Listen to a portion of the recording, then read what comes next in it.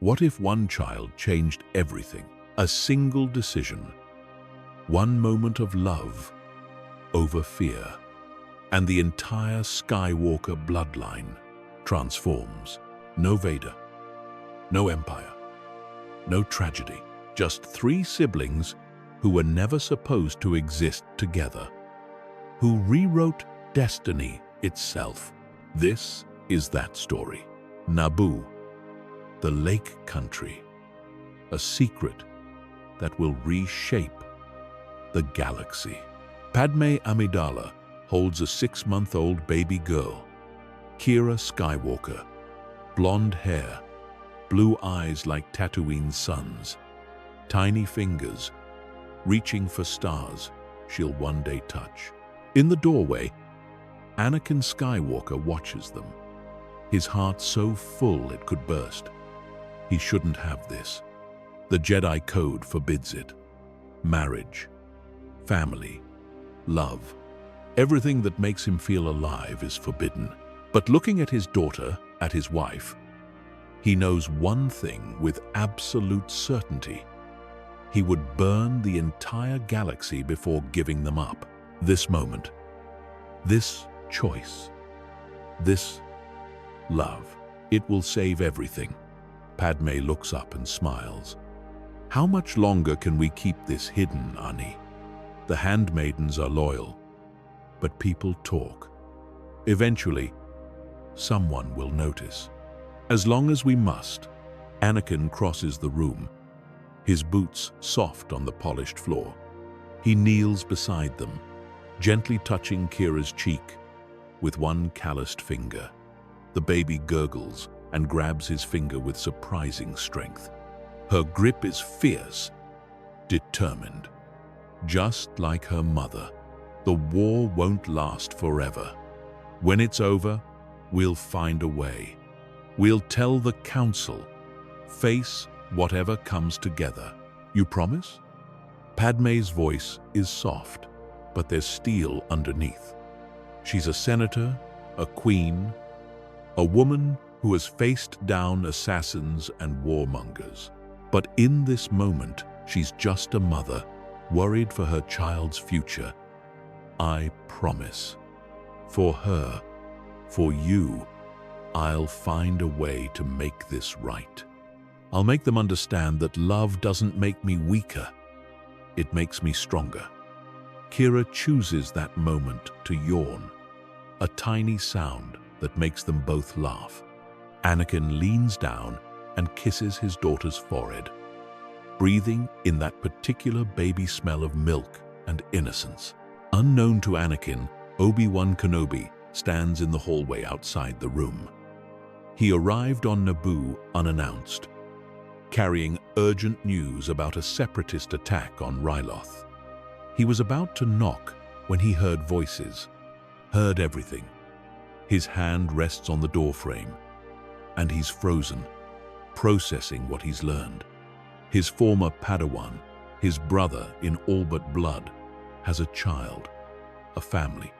The shock is profound, like a punch to the gut. Obi-Wan has always known Anakin struggles with the code. The boy was too old when they found him, too attached to his mother, too full of emotions that he wore on his sleeve. But this is beyond breaking the code. This is building an entire life in defiance of it. He should report this. Go straight to the Council. Master Yoda, Master Windu, they deserve to know. It's his duty as a Jedi Master. But as he peers through the gap in the door, watching Anakin cradle his daughter with such tenderness, watching the way he looks at Padme with absolute devotion, Obi-Wan feels something shift inside him. He remembers Anakin at 9 years old, leaving his mother behind on Tatooine. Remembers the nightmares the boy had for years afterward.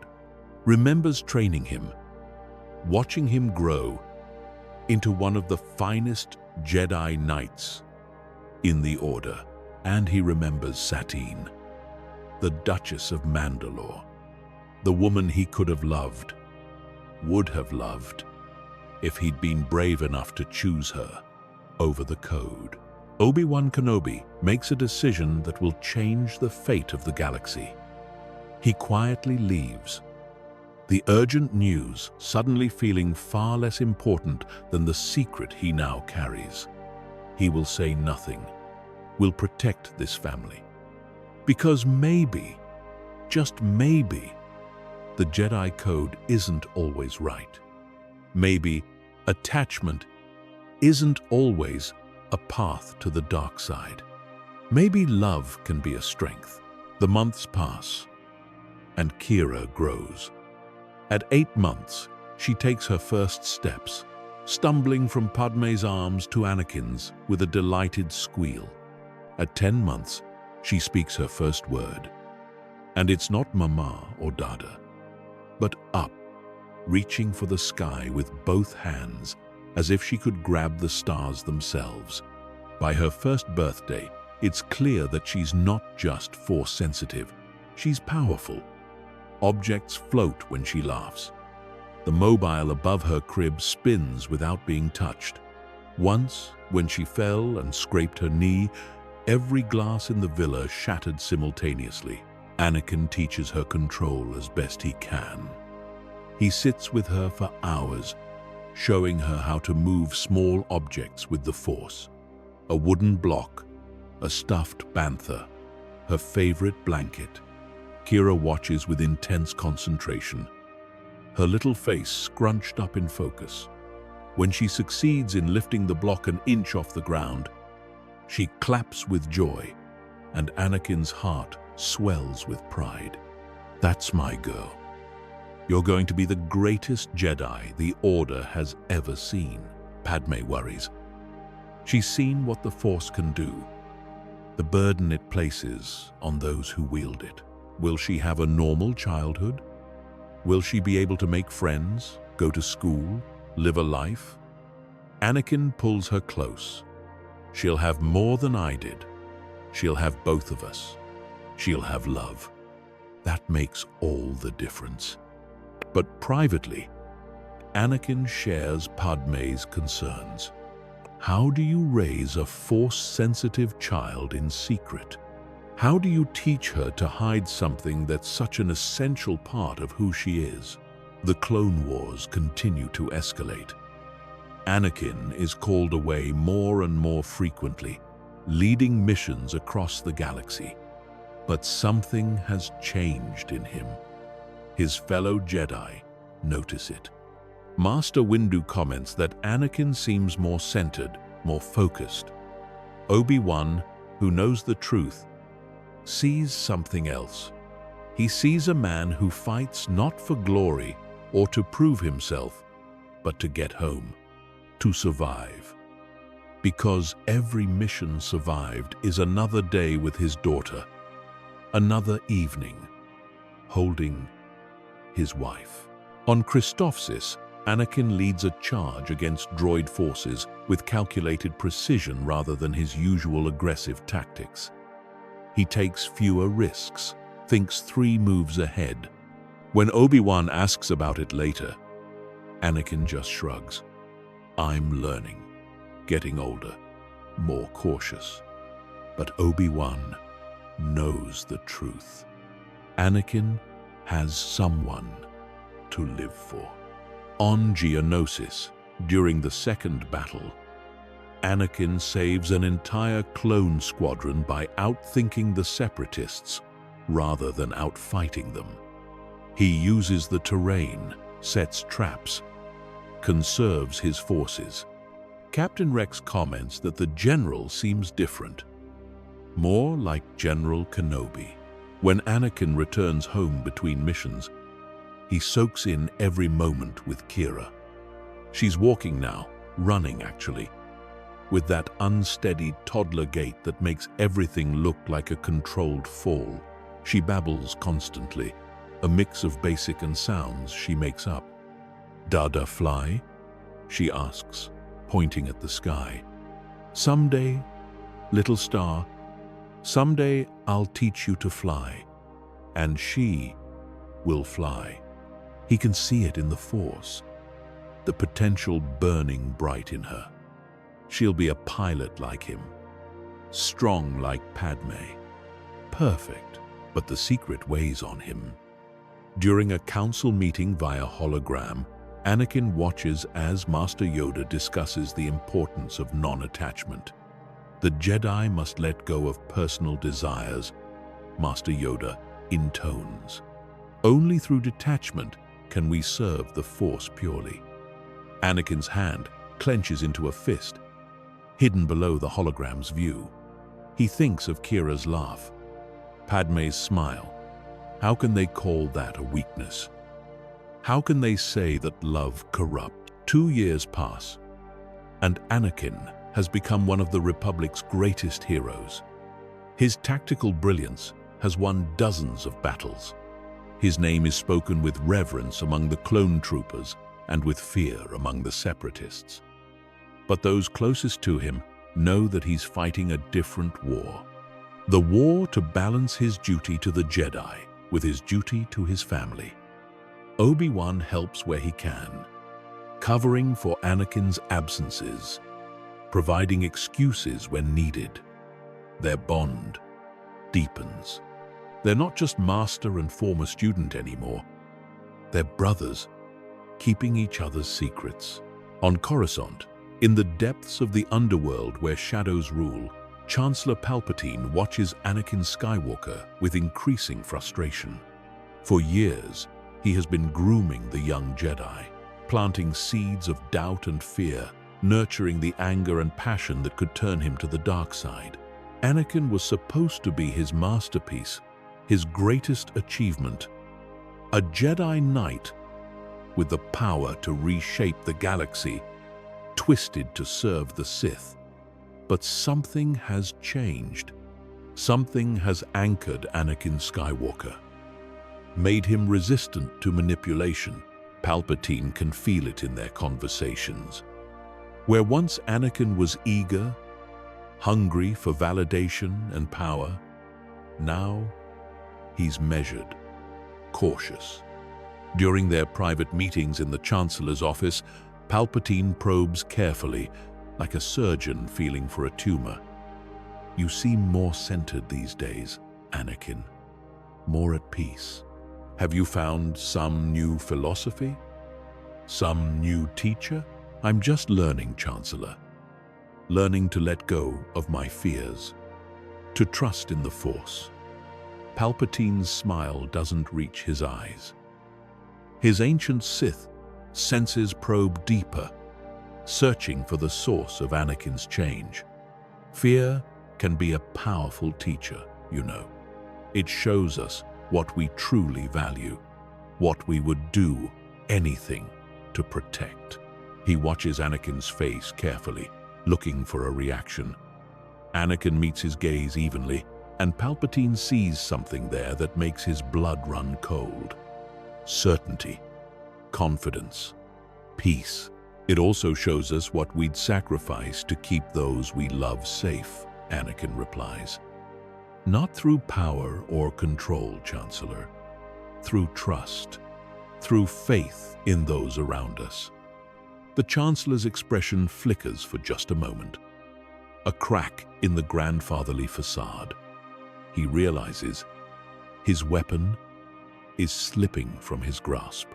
That night, Palpatine meditates in his hidden chamber beneath the Senate building, reaching out through the dark side to find what holds Anakin. And he finds it, a bright spark on Naboo, a child, a secret. He smiles, sharp and cruel. So, the Chosen One has broken his vows. Good. That is a lever he can use. Padme stands before the mirror in her dressing room on Naboo, her hands resting on her swollen belly. She's pregnant again. Twins, this time.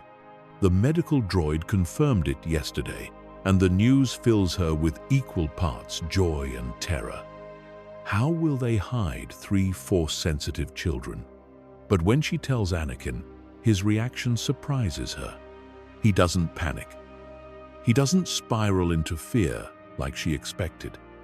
Instead, he pulls her close, resting his hand over hers on her belly. "We have Kira," he says simply. "And she's perfect, healthy, happy. We can do this, Padme. We can raise them all together. But you had visions. The last time you dreamed. Nightmares. That was before. Before I understood what I was afraid of. I was terrified of losing you because I couldn't imagine life without you. But now, I know something I didn't know then." His hand moves to touch her face, gentle despite the calluses from years of wielding a lightsaber. "I know that love doesn't make me weak. It makes me strong. Strong enough to face anything, even my fears." In another timeline, Anakin would have nightmare visions of Padme dying in childbirth. Visions that would drive him to desperation, make him vulnerable to Palpatine's manipulation. But in this timeline, when he sleeps, he dreams of his 3 children playing together, of Luke and Leia meeting their older sister, of a future full of hope. The difference is subtle but profound. He has Kira. His 3-year-old daughter is living proof that he can protect those he loves. That attachment doesn't have to lead to loss. Kira, at 3 years old, is a force of nature. She runs through the villa on Naboo like a small hurricane, her force abilities growing daily. She can lift objects as heavy as chairs now. She knows when Anakin is coming home from missions before the ships even enter orbit. Once, during a thunderstorm, she reached out with the Force and stopped the rain from falling in a perfect circle around her, standing in the center of a dry patch while water poured down everywhere else. Padme found her like that, laughing with delight, and didn't know whether to be amazed or terrified. Teaching her to hide her abilities is the hardest part. "Kira, sweetheart, you can't do that in front of others. Only when we're alone, remember? But why?" "Mama." "Because people wouldn't understand. They'd want to take you away from us for training. And you're too young for that yet." Kira's face scrunches up, processing this. "I don't want to go away. I want to stay with you and Dada." "Then you have to be careful, little star. Can you do that for me?" Kira nods seriously. And for a while, she tries. But she's 3, and 3-year-olds forget. One day, when a handmaiden drops a vase, Kira instinctively reaches out with the Force and catches it before it hits the ground. The handmaiden, one of Padme's most trusted, stares in shock. Then, slowly, she kneels before Kira. "My lady is blessed. May the Force protect her always." Padme makes the handmaiden swear to secrecy, and she does. But it's a reminder of how precarious their situation is. The Clone Wars reach a turning point. The Republic is winning, slowly but surely. The Jedi Council begins to suspect that there's a Sith Lord orchestrating everything from the shadows. Master Windu leads an investigation, following threads of corruption and manipulation back toward Coruscant itself. Obi-Wan assists, growing increasingly troubled by what they find. All roads seem to lead to the Senate, to the Chancellor's office. One night, Anakin tucks Kira into bed. She's clutching her favorite stuffed Nerf, the one Padme gave her for her first birthday. "Dada, tell me about the stars. Which one is your favorite?" Anakin sits on the edge of her bed, thinking, "I like the ones you can only see from certain places. The ones that are hidden unless you know where to look." Like secrets? Like secrets, but good secrets. Important ones. Kira considers this. Like me? Like you, little star. You're my favorite secret. When will I not be a secret anymore? When the time is right. When the galaxy is ready. Soon, I think. Kira yawns, her eyes drooping. Will I be a Jedi like you? If you want to be. But you can be anything, Kira. A pilot. A senator like your mother. A teacher. A doctor. Anything you dream. But I want to be like you, Dada. Anakin's eyes sting with tears he won't let fall. Then I'll teach you. I'll teach you everything I know. And you'll be greater than I ever was. On Coruscant, Palpatine makes his move. He can feel the Jedi investigation closing in. Time is running out. He arranges a private meeting with Anakin under the guise of discussing military strategy.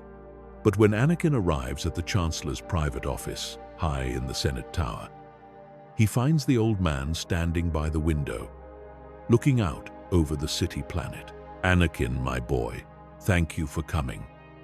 Of course, Chancellor. You said it was urgent? Palpatine turns, and his expression is different. Harder. The grandfatherly mask has slipped. I know about your wife, about your pregnancy, about your daughter. Anakin's hand flies to his lightsaber, but he doesn't draw it. You've been investigating me. Not investigating. Observing. I've known for some time, actually. The Jedi would expel you if they knew. Destroy everything you've built. Strip you of your rank. Perhaps even imprison you for breaking your vows so flagrantly. What do you want? Peace, Anakin. I want peace. I'm not your enemy. In fact, I want to help you. There is a power, a dark side ability that can save people from death. Your wife, your unborn children, your daughter, they could all be safe forever. You're talking about the Sith, about the dark side. Palpatine's smile is cold. I'm talking about power, real power, not the limited dogmatic teachings of the Jedi. The power to protect everything you love, to never lose them. Isn't that what you want? For a moment, just a moment, Anakin is tempted. The offer is seductive.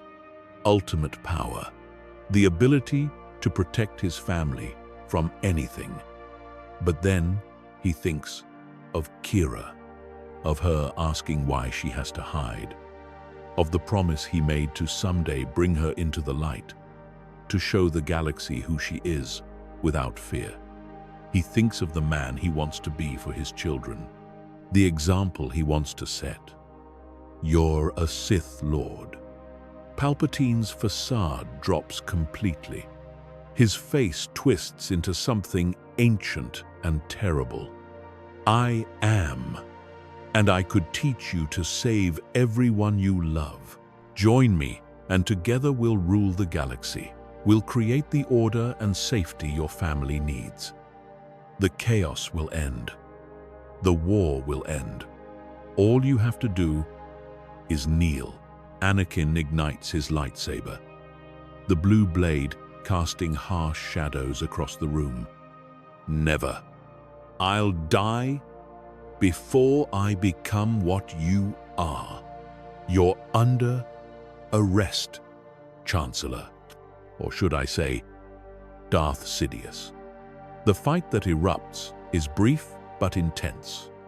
Palpatine moves with inhuman speed, his own lightsaber appearing in his hand as if conjured from thin air. The red blade clashes against Anakin's blue, and the sound is like thunder. Force, lightning arcs across the room, scorching the walls. Anakin deflects it with his blade, backing toward the door. "You cannot win, young Skywalker." Palpatine's voice is a hiss layered with dark side power. "I have studied the dark side for decades. I have power beyond your imagining. Join me or die. Maybe I can't win, but I don't need to beat you. I just need to survive long enough to warn the others." Anakin reaches out through the Force, a desperate cry for help that echoes across Coruscant, a beacon of light in the Force, burning bright enough that every Jedi in the temple feels it. And Obi-Wan Kenobi, meditating in his quarters, hears it clearly. Anakin is in danger. He's facing a Sith Lord, and he's calling for help. Obi-Wan doesn't hesitate. He contacts Mace Windu, and together they race toward the Senate building. They arrive to find Anakin on the defensive, his robe singed, blood running from a cut on his forehead. Palpatine is advancing, lightning crackling from his fingertips, his face twisted with rage. "You should have joined me, Skywalker. Now you'll die, and your precious family will die with you." That's far enough. Mace Windu's voice cuts through the chaos like a blade. He and Obi-Wan step into the office, lightsabers ignited. Palpatine turns to face them, and for the first time, uncertainty flickers across his features. 3 Jedi Masters. Even he cannot defeat 3 at once. "Master Windu, you're making a terrible mistake. I am the Chancellor of the Republic. You're a Sith Lord, and your reign ends today. The battle that follows will be remembered for generations." Palpatine is a master of Sith combat. His blade moves so fast it's almost invisible, a blur of red light. He channels lightning that scorches the walls and ceiling. He lifts furniture with the Force and hurls it like missiles. Against one Jedi, even a master, he would win. Against 2, it would be close. But against 3, against Mace Windu's Varpard, Obi-Wan's perfect defensive form, and Anakin's raw power, he is outmatched. Mace Windu presses the attack, his purple blade a blur. Varpad is a dangerous form, one that channels the dark side back against its user. Every ounce of Palpatine's hatred, every drop of his rage, Windu turns it back on him. The Sith Lord is forced to defend, his red blade moving in desperate arcs. Obi-Wan circles, patient, waiting for an opening. He's a master of Soresu, the defensive form. He can wait forever. Anakin attacks from the third angle, his strikes powerful and aggressive. Form 5, Gem. So, the form of strength. Together, the 3 Jedi form a perfect triangle, attacking from all sides, giving Palpatine no room to breathe. But the Sith Lord is not done. He unleashes a massive wave of Force energy that throws all 3 Jedi back. Obi-Wan crashes through the window, his hand catching the ledge at the last second. He hangs there, hundreds of stories above the ground, struggling to pull himself up. Mace Windu's defenses are failing. The Sith Lord's onslaught is too much, his lightning too powerful. Windu's blade blocks and redirects the energy, but he's being pushed back, inch by inch. And then, Palpatine sees his opening. He lunges at Mace, lightning crackling from both hands in a torrent of dark side energy. This is the moment. The moment that will define everything. Anakin Skywalker doesn't hesitate. He throws himself between them. The lightning catches him full in the chest. It courses through his body, burning, destroying. His flesh chars. His muscles spasm. His nervous system overloads. The pain is beyond description, beyond anything he's ever experienced. It feels like he's being torn apart at a molecular level, but he holds his ground. He has to. For Kira, for Padme, for Luke and Leia, not yet born, for the family he's built, for the promise of a better galaxy. He holds his ground long enough for Mace Windu to recover. The Jedi Master's blade comes down in a perfect arc, and Palpatine's head separates from his shoulders. The Sith Lord falls, and the dark side presence that has hung over Coruscant for decades dissipates like smoke. The war is over. The Sith are defeated, but Anakin Skywalker lies on the floor of the Chancellor's office, his body broken and burned. Obi-Wan pulls himself up through the window and rushes to his side. No, Anakin, stay with me. Mace Windu is already on his comm, calling for a medical team. Anakin's eyes flutter open. Did we get him? He's dead. You saved us, Anakin. You saved the Order. You saved the Republic. Good. Anakin's voice is a rasp. Kira, I need to see Kira. Tell Padme. I'm sorry. You're not dying. We're getting you help. You're going to be fine. But even as Obi-Wan says it, he can see the extent of the damage. Anakin's flesh is burned black in places. His right arm is destroyed beyond repair. His lungs sound like they're filled with fluid. This is bad. Very bad. The medical frigate arrives within minutes. They rush Anakin to the Jedi Temple's medical wing, where the finest doctors in the Republic work around the clock to save his life. They replace his ruined arm with a cybernetic prosthetic. They repair the damage to his lungs with a portable respirator built into a chest unit. They graft synthetic skin over the worst of the burns. The process takes days. Days during which Padme sits by his bedside, holding his remaining hand, whispering to him, "You have to come back to us, Ani. Kira asks about you every day. She misses her father. I miss my husband. Luke and Leia are coming soon. They need to meet their father. You promised me we'd face whatever comes together. So wake up. Please wake up."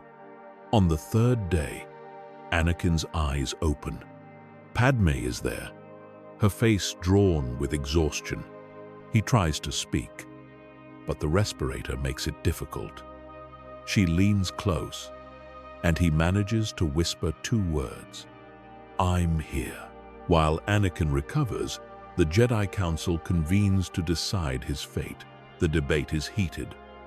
Some council members, particularly those who never liked Anakin, call for his immediate expulsion. He broke the code. Master Ki Adi Mundi's voice is stern.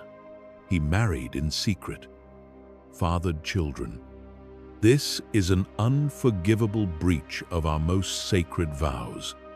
And yet, Master Fisto counters, he saved us all. Without his warning, without his willingness to sacrifice himself, Palpatine would have won. The Sith would rule the galaxy. Master Windu, usually one of Anakin's harshest critics, surprises everyone by defending him. I have been wrong about Skywalker. I saw his attachment as weakness, but it was his love for his family that gave him the strength to resist the Sith Lord, that gave him the courage to stand between me and certain death.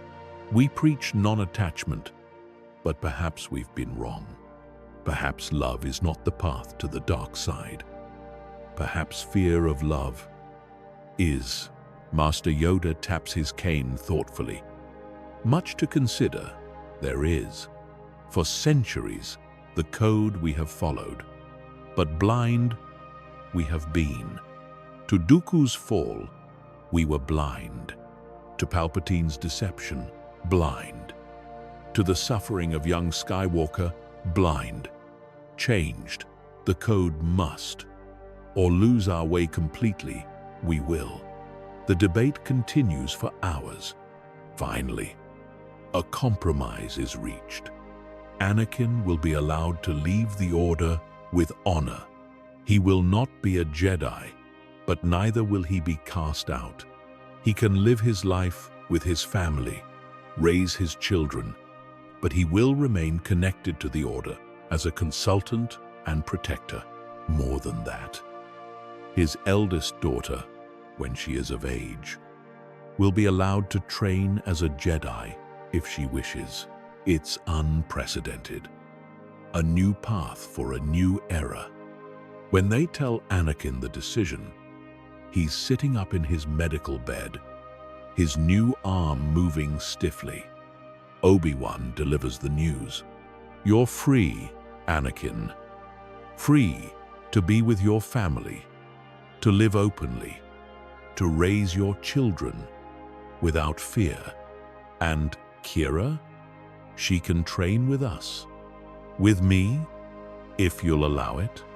I would be honored to take her as my Padawan when she comes of age. Anakin's eyes, the only part of his face visible above the respirator mask, fill with tears.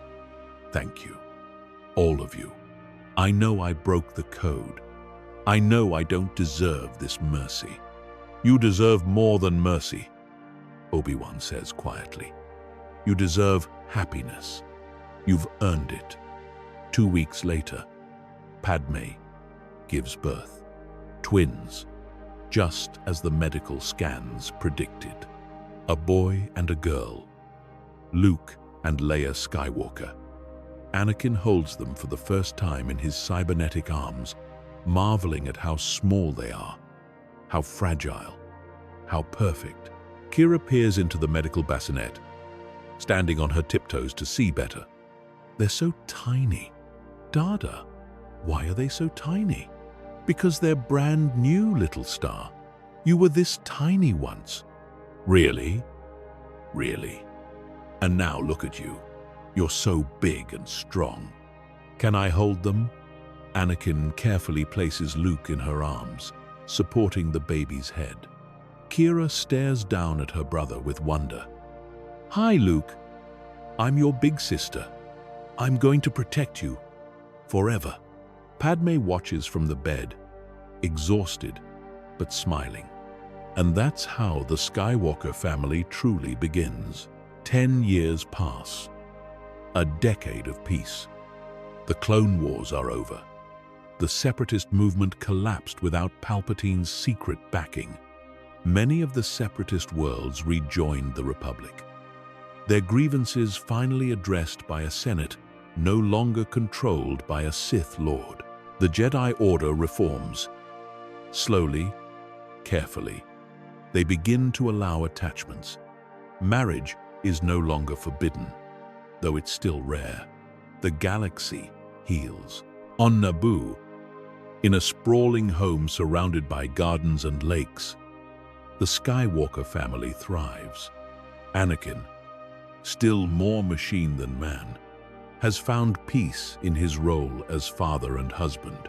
His body is a patchwork of cybernetics and scarred flesh, his breathing assisted by the respirator built into his chest. But he's alive. He's home. And that's all that matters.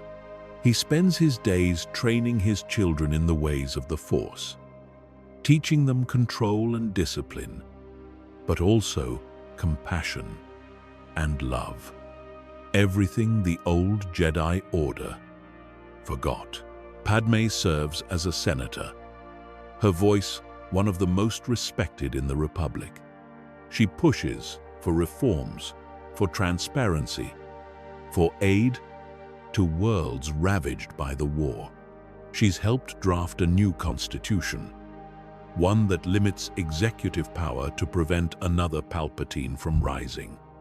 Her work keeps her in Coruscant for weeks at a time, but she always comes home, always makes time for her family. The children don't resent her absences. They understand that their mother is helping make the galaxy better.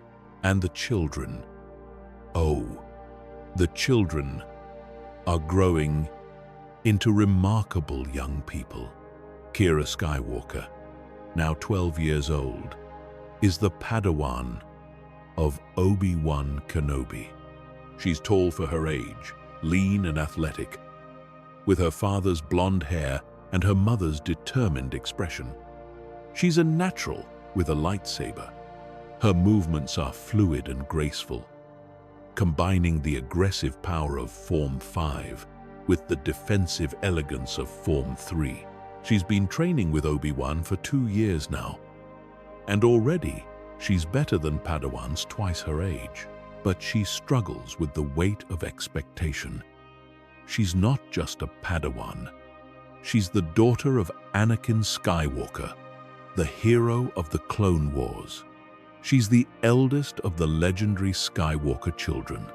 People whisper when she walks by in the temple. They wonder if she'll be a hero like her father, or if the darkness that tempted him lives in her too. The pressure is constant, suffocating. During a training session with Obi-Wan in the temple's practice hall, she drives her strikes with unusual aggression. Her practice blade crashes against Obi-Wan's with more force than necessary. He blocks easily and steps back.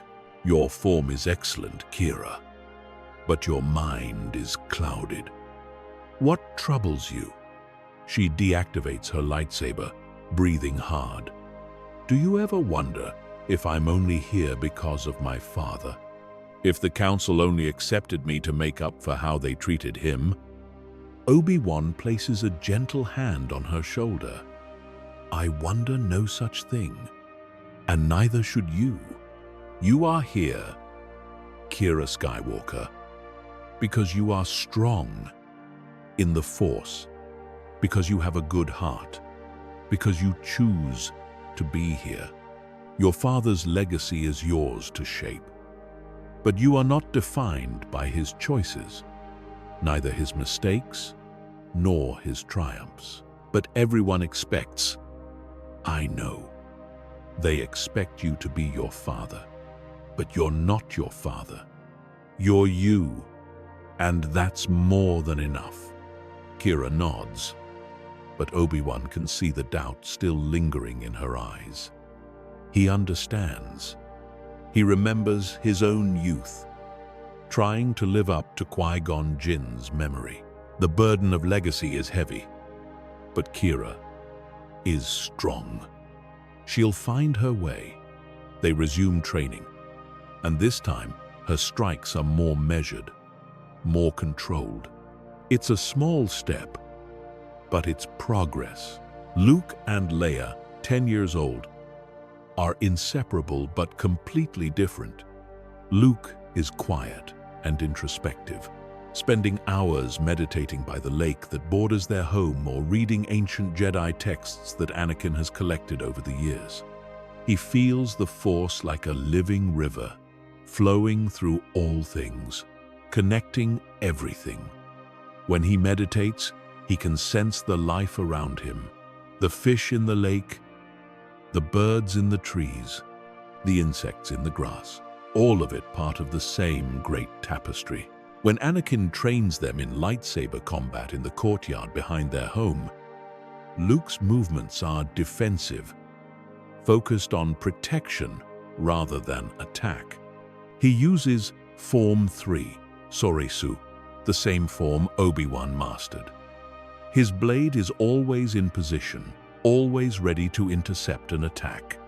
He doesn't seek to defeat opponents. He seeks to outlast them, to protect those who cannot protect themselves. Anakin watches him with pride and a touch of sadness. Luke has wisdom beyond his years, but sometimes Anakin wonders if his son carries too much weight on his young shoulders. Leia is fire to Luke's water. She's diplomatic like her mother, but fierce like her father. When Anakin teaches them combat, she throws herself into every drill with absolute determination. She uses Form 5, Gem So, the same form Anakin mastered. Every strike is powerful, meant to overwhelm. She's not content to simply learn. She wants to master. She wants to be the best. But she also has her mother's gift for words. She can talk her way out of conflicts as easily as she can fight her way out.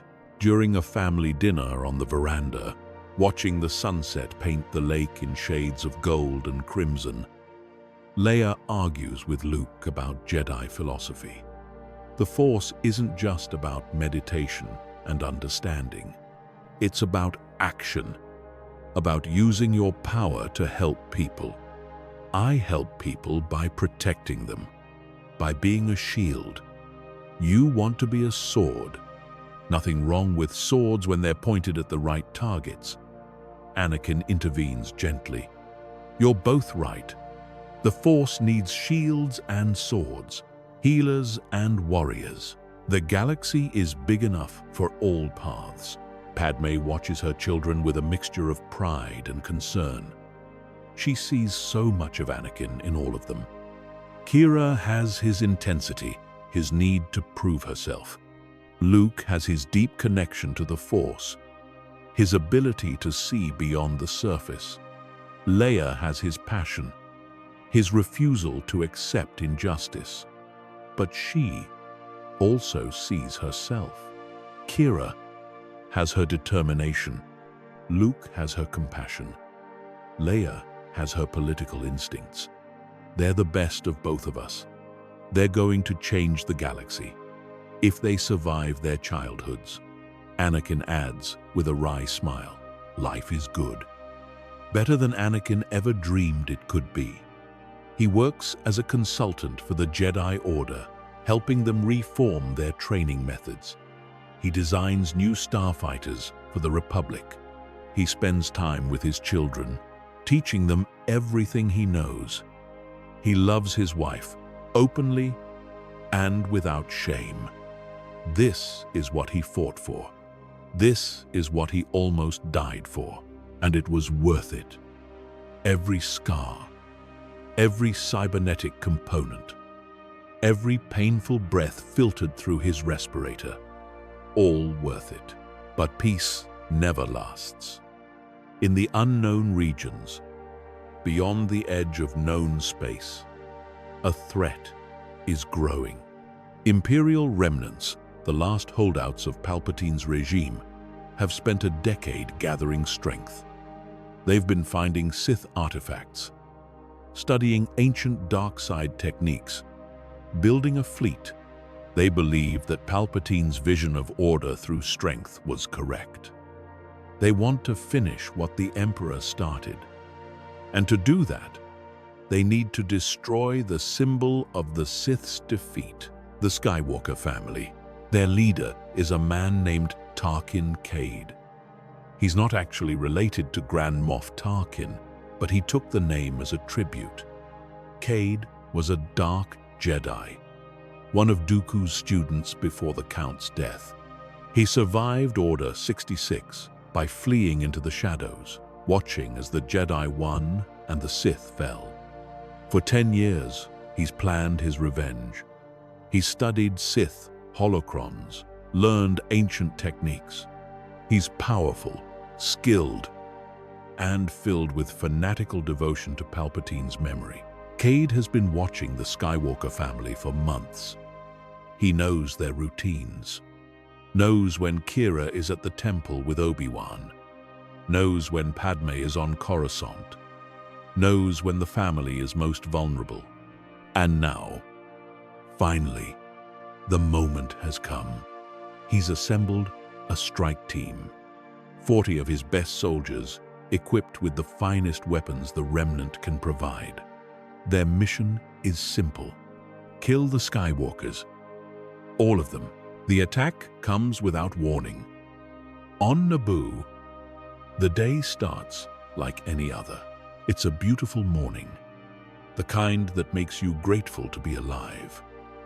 The sky is a perfect blue, dotted with white clouds. Birds sing in the trees. The lake sparkles in the sunlight. Luke is meditating by the water, cross-legged on a flat stone, his eyes closed. He's reaching out through the Force, feeling the life around him. Leia is inside with Padme, practicing her diplomacy lessons. Padme is teaching her daughter the art of negotiation, using scenarios from her own career. Anakin is in his workshop, a converted outbuilding filled with tools and half-finished projects. He's tinkering with a new speeder design, his cybernetic hands moving with practiced precision. He's humming an old Tatooinean work song, off-key and cheerful. This is his happy place, where he can create instead of destroy, where his hands build instead of tear down. And then, suddenly, the Force screams a warning. Danger, danger, danger. Anakin's head snaps up. He senses them before he sees them.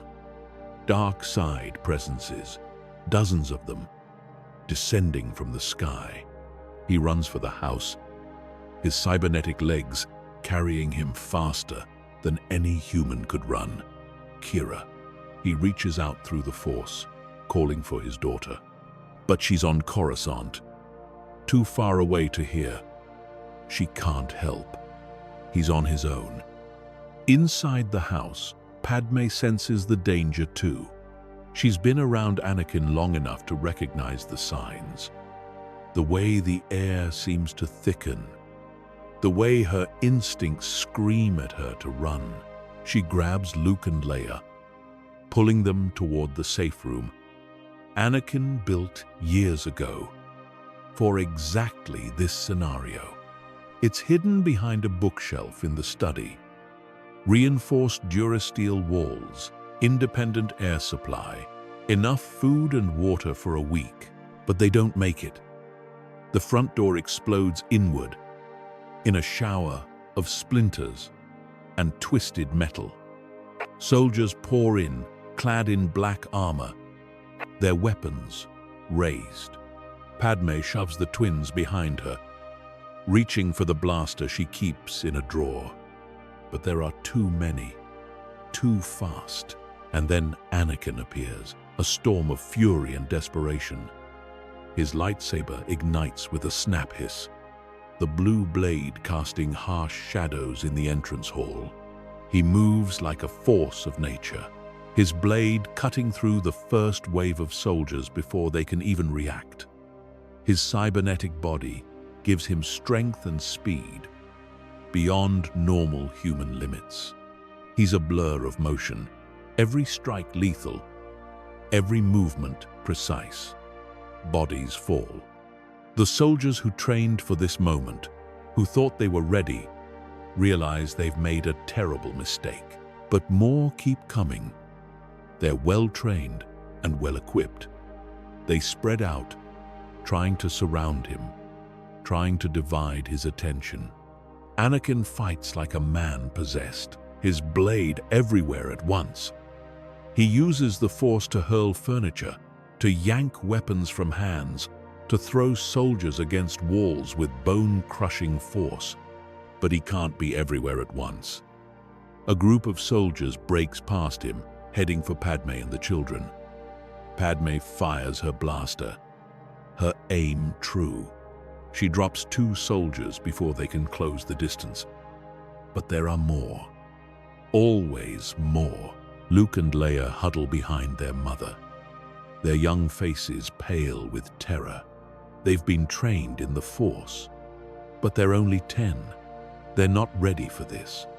Luke tries to reach out with the Force to push the soldiers back, but his fear makes his control slip. Nothing happens. Leia screams, a raw sound of rage and fear, and Force energy explodes from her small hands. It's not directed, not controlled, just raw power. It knocks the nearest soldier back, but it's not enough. And then Tarkin Cade steps through the smoke and chaos. His lightsaber ignites, the blade a sickly yellow, pulsing with dark side energy. He's tall and lean, his face scarred and cruel. He looks at Anakin with a mixture of hatred and something like respect. Anakin Skywalker, the man who killed the Emperor, the great hero of the Republic. I've waited a long time for this moment. Anakin positions himself between Cade and his family. His breathing is labored, filtered through his respirator. His body is already pushed to its limits, but he doesn't back down. Leave now and I'll let you live. Walk away while you still can. Cade laughs, a harsh sound. I don't think so. Your family ends today, Skywalker. And with it, the Jedi's victory. They clash, and Anakin realizes immediately that this opponent is different. Skilled, trained in the dark side. Cade fights with aggression and technique combined. His blade moves in fast, precise arcs. He uses Form 7, Juyo, the most aggressive form. Every strike is meant to kill. Their lightsabers crash together, blue against yellow, light against dark. Anakin fights with everything he has. He channels the Force to enhance his speed, his strength. He uses Form 5, overpowering strikes designed to beat through defenses. But Cade is strong, stronger than Anakin expected. And Anakin is not the fighter he once was. His body is held together with machines and determination. Every movement sends feedback through his cybernetic limbs. Every breath is a struggle. They battle through the house, destroying furniture, scorching walls. Cade presses the attack, forcing Anakin to give ground. You're protecting them. That makes you weak. Anakin shoves him back, using the Force to put distance between them. It makes me strong. He reaches deep into the Force, drawing on reserves of power he didn't know he had. He attacks with renewed fury, his blade a blue streak. For a moment, he has the advantage. His strikes come closer. Cade is forced to defend, his yellow blade barely keeping pace.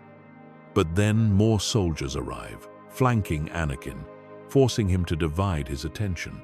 Padme continues to fight, her blaster dropping soldier after soldier. She's a senator, not a soldier, but she was a queen once. She knows how to fight. Luke and Leia crouch behind her, and Luke finally finds his center. He reaches out with the Force, not to attack, but to defend. A shimmering barrier appears around them, translucent and fragile. But there, the next volley of blaster fire splashes harmlessly against it. Leia stares at her brother in amazement. Luke's face is scrunched in concentration, sweat beading on his forehead. He's holding the barrier, protecting them, but he can't hold it forever. Anakin knows this. He needs to end this fight now. He disengages from Cade, using the Force to throw a massive wave of energy at the remaining soldiers. They're thrown back. Stunned, Anakin turns his full attention to Cade. The Dark Jedi smiles. Finally, just you and me. No distractions. Let's see what the great Anakin Skywalker can really do. They circle each other in the ruined entrance hall. Cade attacks first, A lightning-fast series of strikes aimed at Anakin's head. Anakin parries each one, his blade moving on instinct. Cade transitions smoothly into a spinning attack, his blade whirling. Anakin ducks under it and counters with an upward slash. Cade barely blocks it, sparks flying as their blades grind together. They break apart and attack again. The fight is brutal, intense. Every strike is meant to kill. Neither is holding back. Cade unleashes a burst of Force lightning, and Anakin catches it on his blade, redirecting it into the floor. The wooden planks explode into splinters. Anakin responds with a Force push that throws Cade through a wall. The Dark Jedi crashes into the next room, but he's up in an instant, barely fazed. He's laughing, wild and unhinged. Is that all? The great hero? The chosen one? You're pathetic. A broken man in a broken body. He rushes back through the hole in the wall, his blade seeking Anakin's heart. Anakin parries, but the force of the blow drives him back a step. Then another. Cade is relentless, pressing every advantage. And then Cade breaks through Anakin's guard. A burst of Force lightning, more powerful than before, catches Anakin in the chest. It overloads his cybernetic systems. His respirator sparks and dies. His arm goes limp. He falls to one knee, gasping for breath that won't come. Cade stands over him, triumphant. Any last words? Skywalker. Anakin can't speak, can't breathe. His vision is going dark. But he reaches out with the Force one last time, not to attack, to protect. He creates a barrier around Padme and the twins, stronger than Luke's, fed by desperation and love. Cade raises his lightsaber for the killing blow, and then a blaster bolt catches him in the shoulder.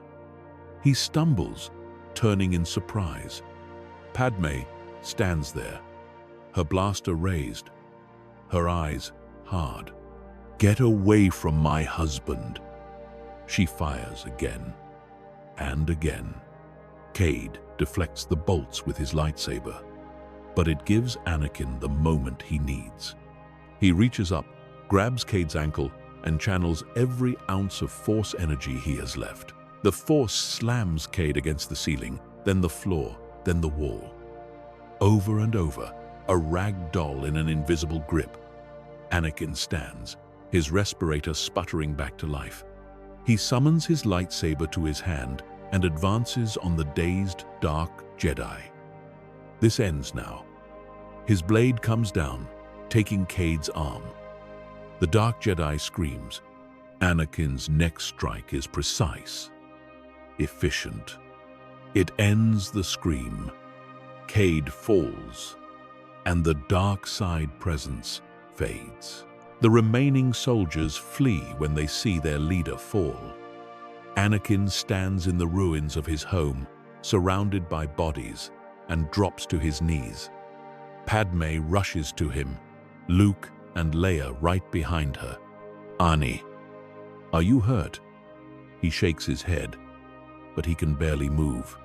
His cybernetics are damaged. His respiratory is failing. He looks at his family, memorizing their faces. "Safe. You're safe. That's all that matters." Luke and Leia seem fine, but Padme isn't. She stood in front of a soldier's blast, meant for the twins. Anakin's eyes widen in horror as he sees the scorch mark on her side. No, no, not again. He crawls to her as she sinks to the floor. "Padme, stay with me, please." She touches his face, her hand trembling. "It's okay. You saved us. You saved them. Take care of the children, Ani. All of them. Make sure they stay together. Promise me they'll stay together." "I promise." His voice breaks. I promise. Her hand falls.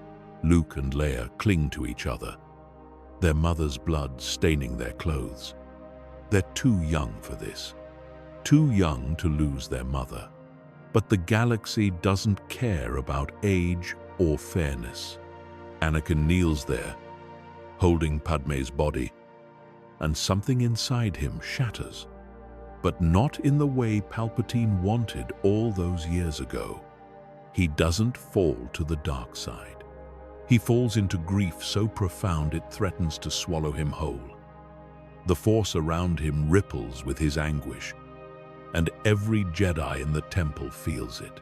When Qi'ra returns with Obi-Wan hours later, having felt her father's distress through the Force and rushed back to Naboo, she finds carnage. The house is destroyed, bodies everywhere, and in the center of it all, her father kneels, holding their mother. Qi'ra runs to them and collapses. No, no, no, no, this can't be happening. Luke and Leia sit nearby, catatonic with shock. Obi-Wan takes in the scene, his heart breaking for his friend. He places a hand on Anakin's shoulder. I'm sorry. I'm so sorry. Qi'ra's guilt is overwhelming. She should have been there. She was the eldest, the strongest. Her responsibility to protect them, and she failed. She locks eyes with her father, and they share a moment of pure, shared agony. Then she stands and walks away, unable to face them, unable to face what she perceives as her failure. Over the following days, the galaxy learns of the attack. The funeral for Padme Amidala is attended by thousands. Former Queen of Naboo, Senator of the Republic, champion of the people, killed by terrorists. The outpouring of grief is immense. Anakin stands at the funeral, his children beside him, and says nothing. What is there to say? Words feel meaningless in the face of this loss. Qi'ra delivers a eulogy, her voice steady despite the tears streaming down her face. She speaks of her mother's strength, her compassion, her unwavering dedication to making the galaxy better. Luke and Leia don't speak. They can't. They're too young, too shattered. After the funeral, Qi'ra approaches her father. I'm sorry. I should have been there. I should have protected her. This wasn't your fault. It was mine. I should have been faster, stronger, better. We can't do this. We can't blame ourselves. Your mother wouldn't want that. But I can barely look at you without seeing her, hearing her. It hurts too much, Qi'ra. Everything hurts. I know. Kira's voice is hollow. That's why I'm leaving. I need to finish my training. Need to get stronger so this never happens again. She doesn't wait for his response. She just leaves.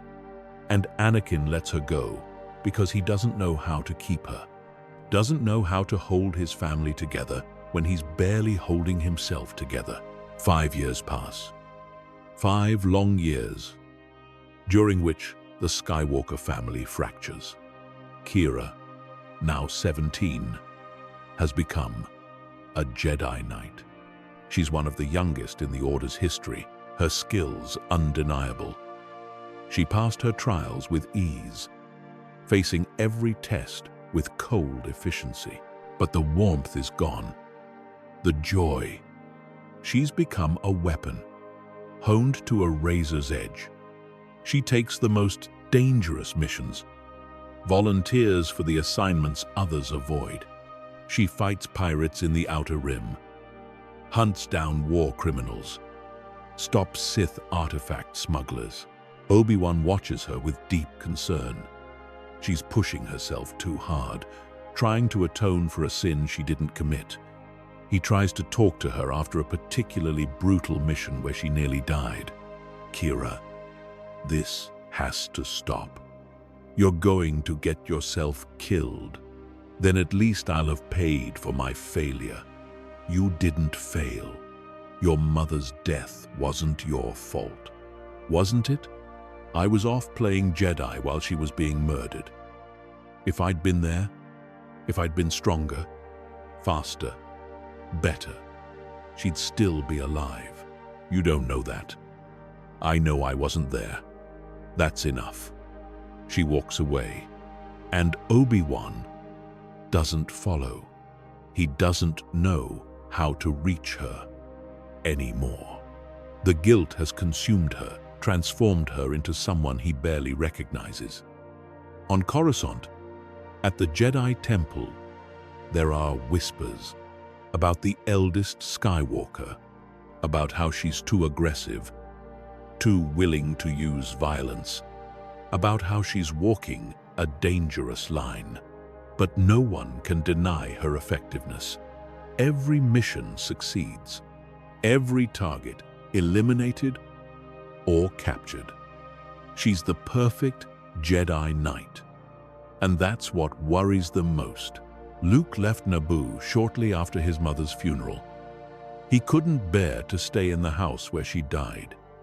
Couldn't look at the lake where they used to sit together. He went to Dagobah at Obi-Wan's suggestion to train with Master Yoda.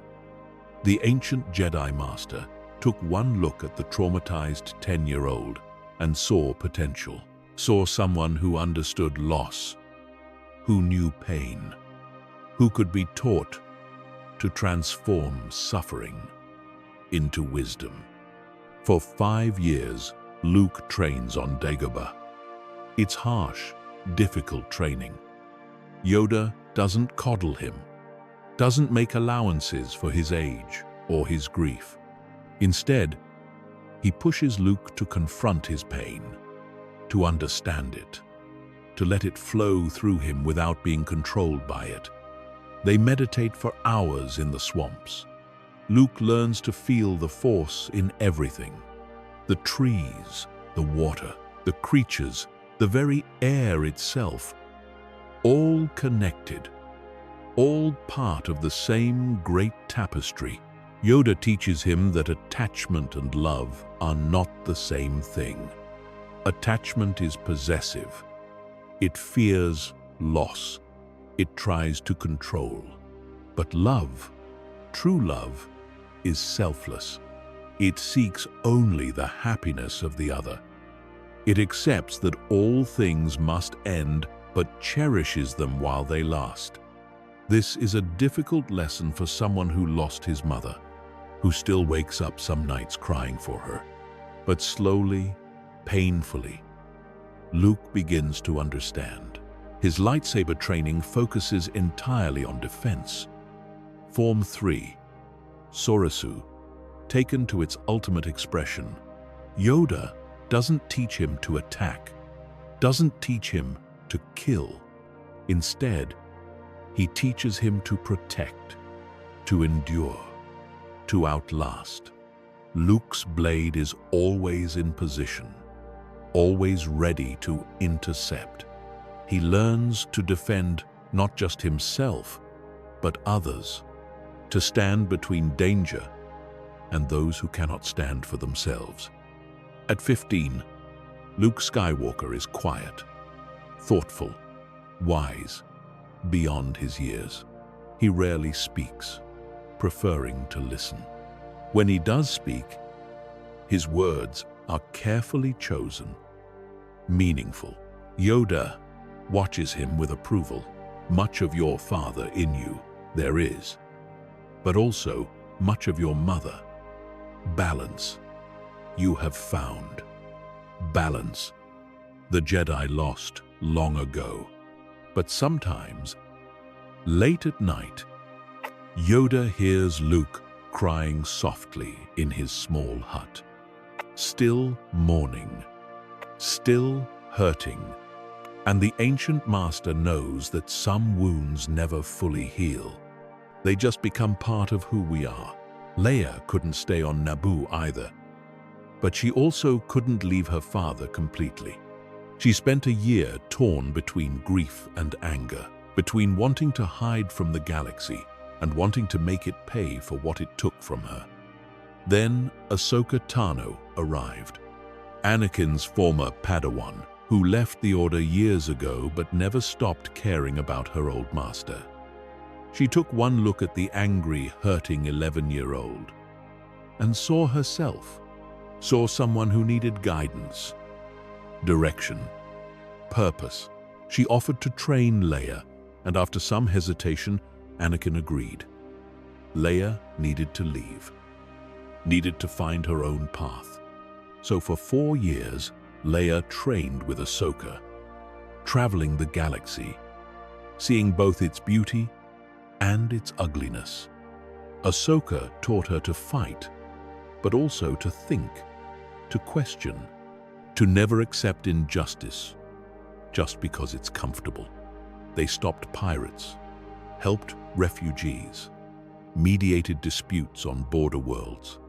Leia learned that the galaxy wasn't black and white, that good people could do bad things, that bad people could be redeemed. Her lightsaber style is aggressive but controlled. Form 5, like her father, but tempered with Ahsoka's pragmatism. Every strike has purpose, every move calculated. She doesn't waste energy on flashy techniques. She fights to win, efficiently and effectively. But she also studies politics, learning from her mother's old allies and colleagues. She understands that sometimes words are more powerful than lightsabers. That diplomacy can prevent the need for violence. At 15, Leia Skywalker is intense, driven, and passionate. She has her mother's gift for oratory, her father's power in the Force. She's beginning to develop a reputation across the Outer Rim as someone who gets things done, who doesn't back down from injustice. But she's also hard. The softness that might have been there is buried deep, protected by armor of determination and controlled anger. Anakin remains on Naboo, alone in the house that holds too many memories. He rebuilt the parts destroyed in the attack, erasing the physical scars. But he can't erase the emotional ones. He trains alone, pushing his cybernetic body to its limits. Practices lightsaber forms against training remotes. Meditates for hours, trying to find peace that always seems just out of reach. He blames himself for Padmé's death. If he'd been faster, if he'd sensed the attack sooner, if he'd built better defenses, the darkness whispers to him sometimes. Late at night, when the house is too quiet and the memories too loud, it offers power, offers the strength to ensure this never happens again, offers revenge against those who took Padmé from him. But Anakin resists. He made a promise to Padmé with her dying breath. He will keep his family together, even if they're scattered across the galaxy. Even if they barely speak, he will keep them together. He communicates with his children sporadically, messages that are returned less and less frequently. Qi'ra is always on a mission. Luke is deep in meditation. Leia is helping refugees or negotiating treaties. They're all busy, all coping in their own ways, all running from the grief that binds them. Obi-Wan visits when he can, bringing news of Qi'ra, offering companionship. But even Obi-Wan doesn't know what to say to comfort his friend. You're becoming a hermit, Anakin, isolating yourself. That's not what Padmé would have wanted. I know what she wanted. She wanted them together, and I failed. They're alive, healthy, becoming remarkable Jedi. You haven't failed. I have. I let my grief drive them away. I let this family fall apart. So now I'll fix it. but I don't know how. Obi-Wan places a hand on his friend's shoulder. Perhaps the first step is reaching out to them. Really reaching out. Not just messages. Face to face. Anakin nods, but he doesn't move. The fear of rejection is too strong.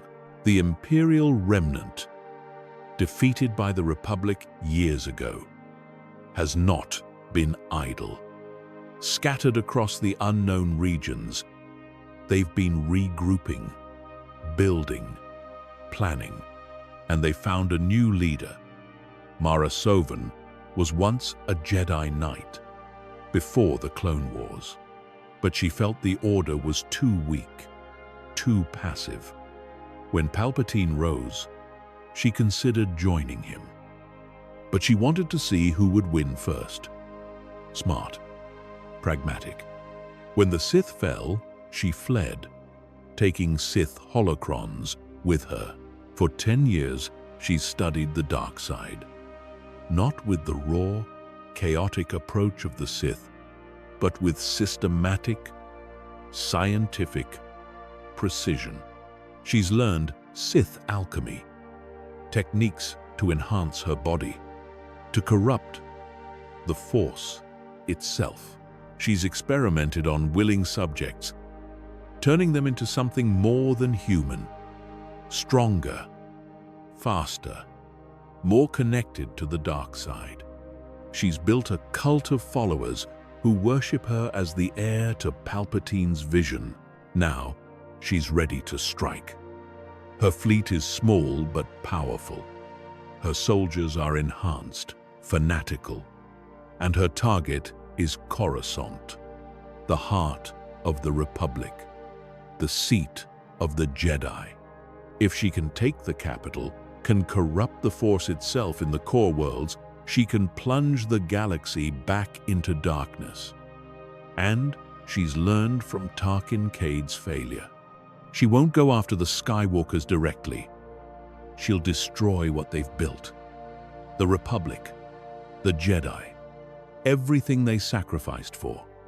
The attack begins without warning. Hyperspace ruptures form above Coruscant, and Mara Sovan's fleet drops into real space. 20 capital ships, hundreds of fighters, all enhanced with Sith alchemy that makes their shields stronger, their weapons more powerful.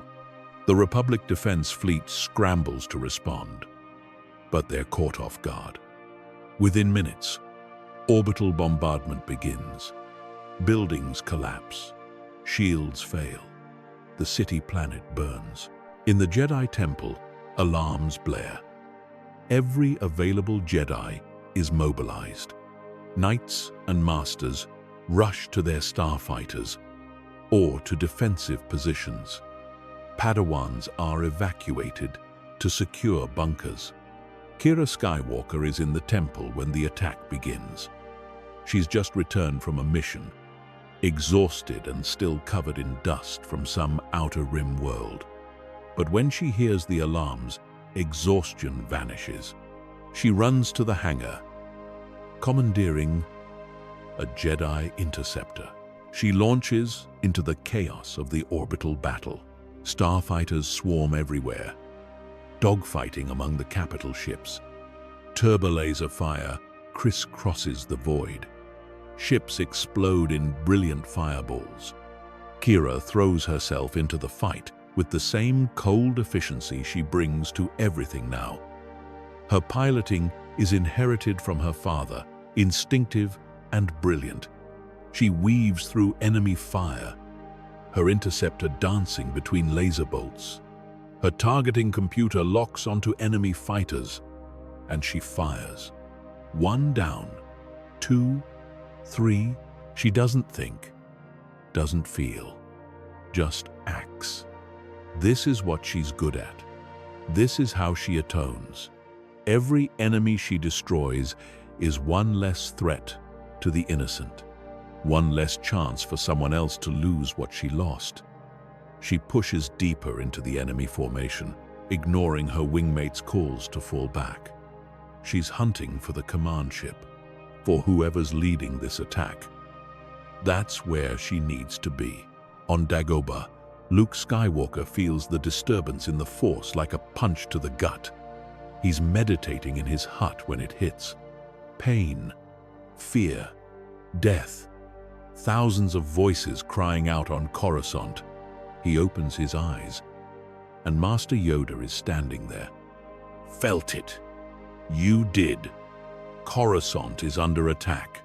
Go. You must. Help them. You will.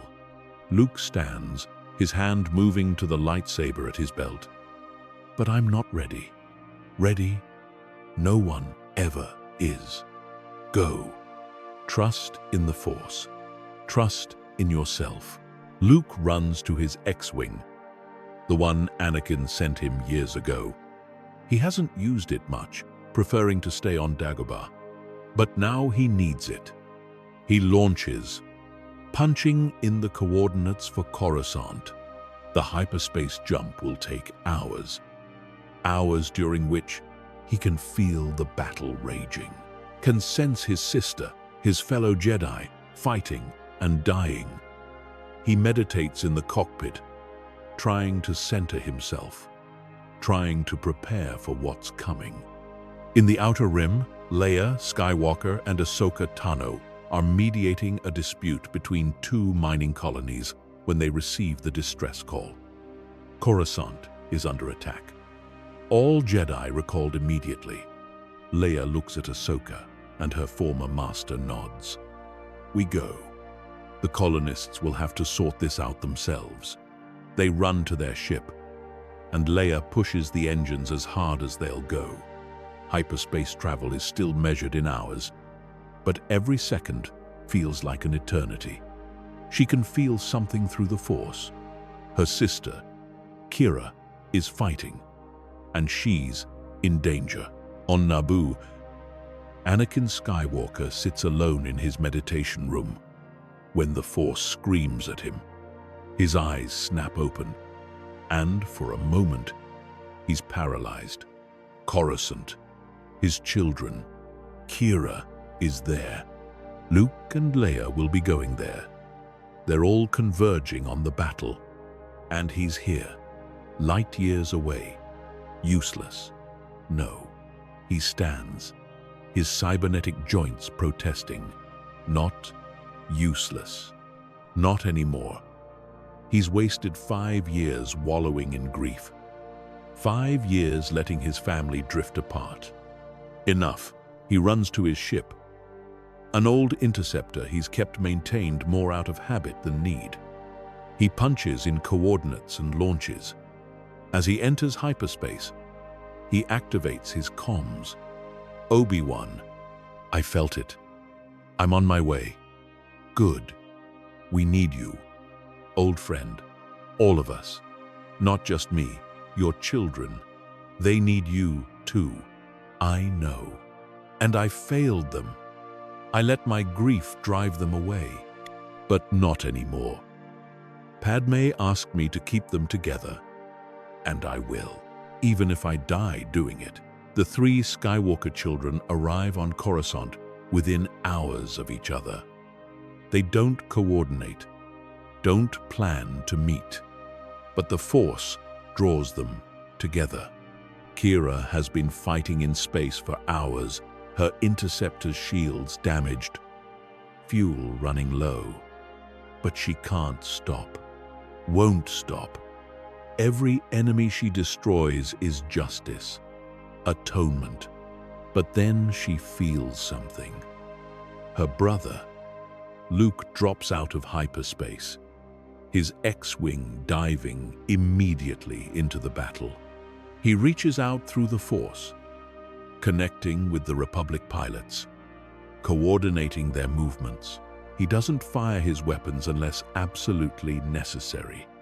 Instead, he guides others, warns of ambushes, predicts enemy movements. His connection to the Force makes him invaluable. Ships that should have been destroyed are saved by his timely warnings. Attacks that should have failed succeed because he senses the enemy's weak points. Kira feels him, and for the first time in 5 years, something in her chest loosens. Luke, her baby brother, not so little anymore. Leia arrives with Ahsoka, and they immediately head for the surface. The orbital battle is important, but people are dying down there. Civilians trapped in collapsed buildings, refugees fleeing bombardment. Leia takes command of ground forces with natural authority. She's 15, but she speaks with such conviction that grown soldiers follow her orders without question. She organizes evacuations, sets up defensive positions, coordinates medical teams. When enemy troops land and push towards civilian shelters, Leia doesn't hesitate. She leads a counterattack, her lightsaber blazing green in the smoke and fire. She fights not with anger, but with determined purpose. Every life she saves is a tribute to her mother. Every civilian evacuated is a victory. Ahsoka fights beside her, the two of them moving in perfect synchronization. Master and student, sisters in all but blood. Anakin Skywalker arrives last. His ship drops out of hyperspace, and he takes in the battle with growing horror. The scale of destruction is immense, but he doesn't have time to process it. He reaches out through the Force, finding his children. Kira in space, fighting with reckless abandon. Luke coordinating from his X-Wing, exhausted but focused. Leia on the ground, leading troops against overwhelming odds. His family, fighting separately, alone, no more. He activates his comms on an encrypted Skywalker family frequency, one Padme set up years ago for emergencies. His children, it's me, it's your father. I know I haven't been there for you. I know I let you down, but I'm here now, and I'm not letting you face this alone. Silence. Then Kira's voice, cold and distant. We don't need you. We've managed fine on our own. Have you? Because from where I'm sitting, you're all about to die. You're fighting separately, alone. That's not how your mother would want this. What would you know about what Mom wanted? Leia's voice is sharp, angry. You weren't there when she died. None of us were. That's my failure, my sin.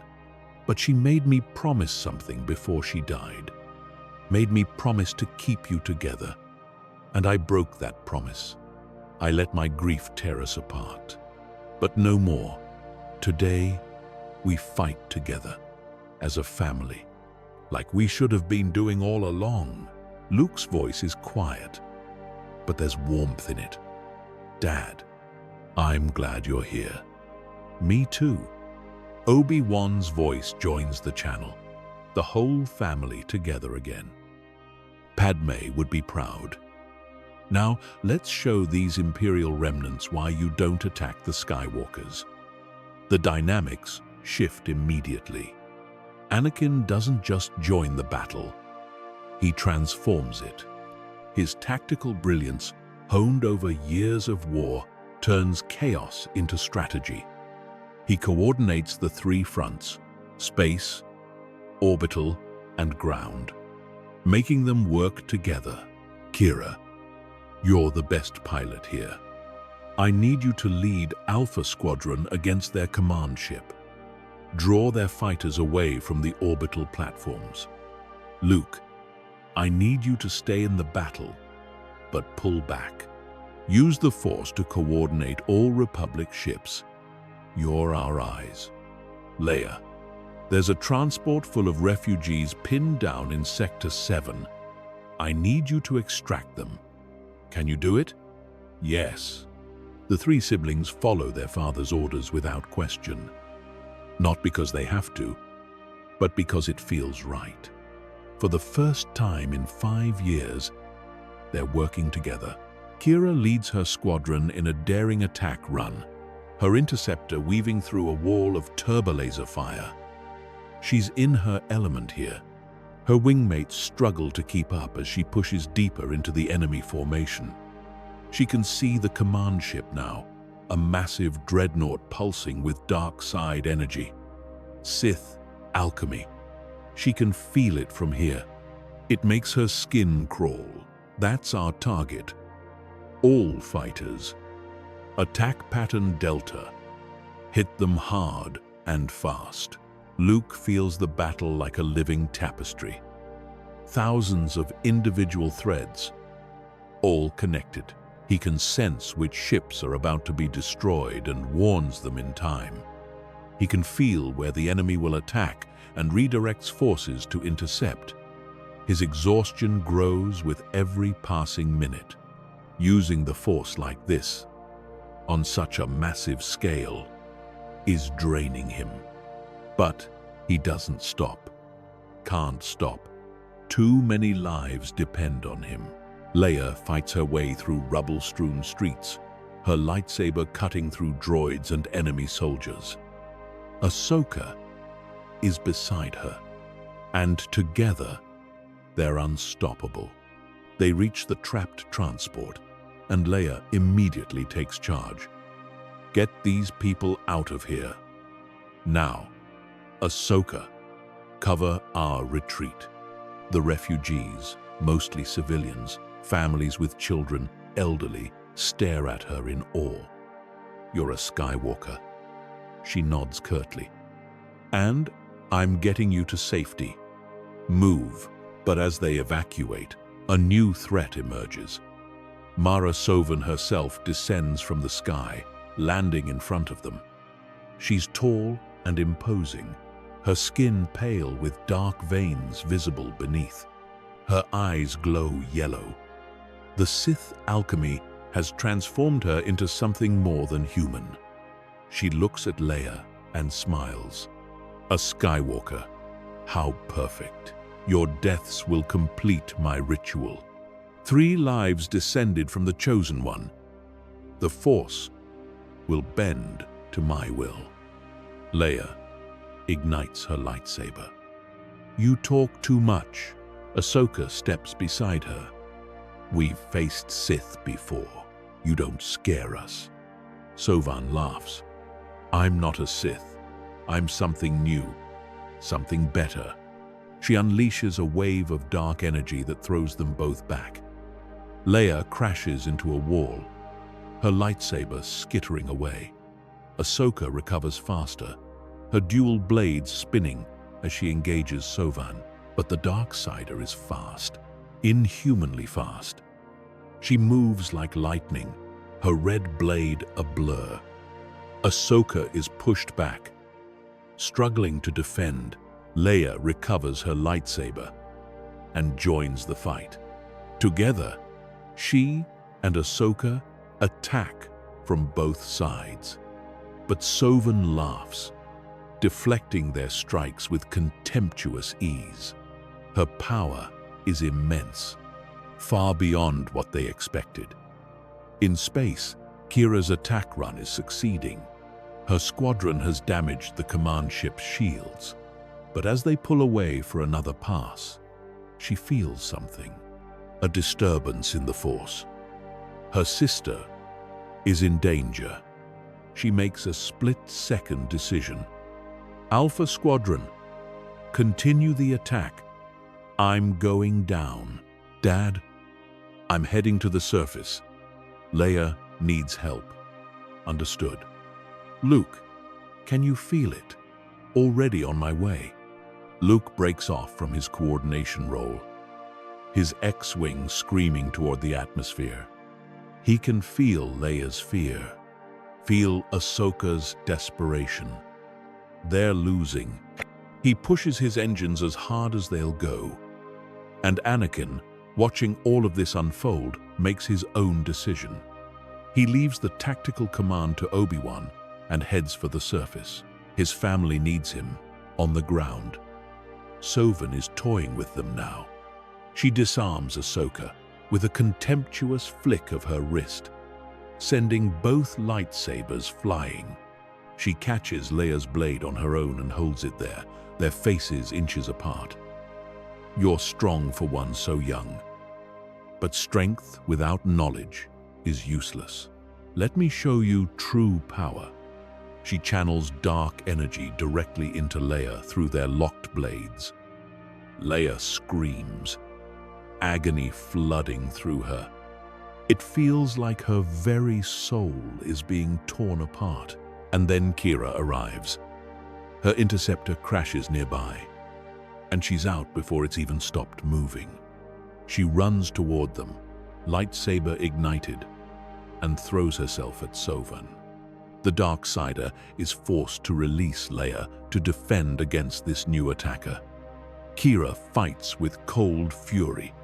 Her blade moves in perfect form, each strike precise and lethal. But Sovan is stronger. She blocks each attack and counters with her own, driving Qi'ra back. 2 Skywalkers.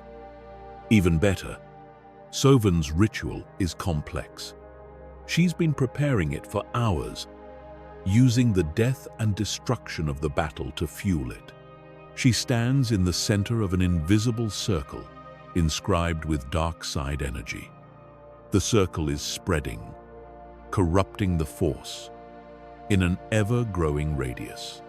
If she completes it, Coruscant will become a wound in the Force, a place of perpetual darkness.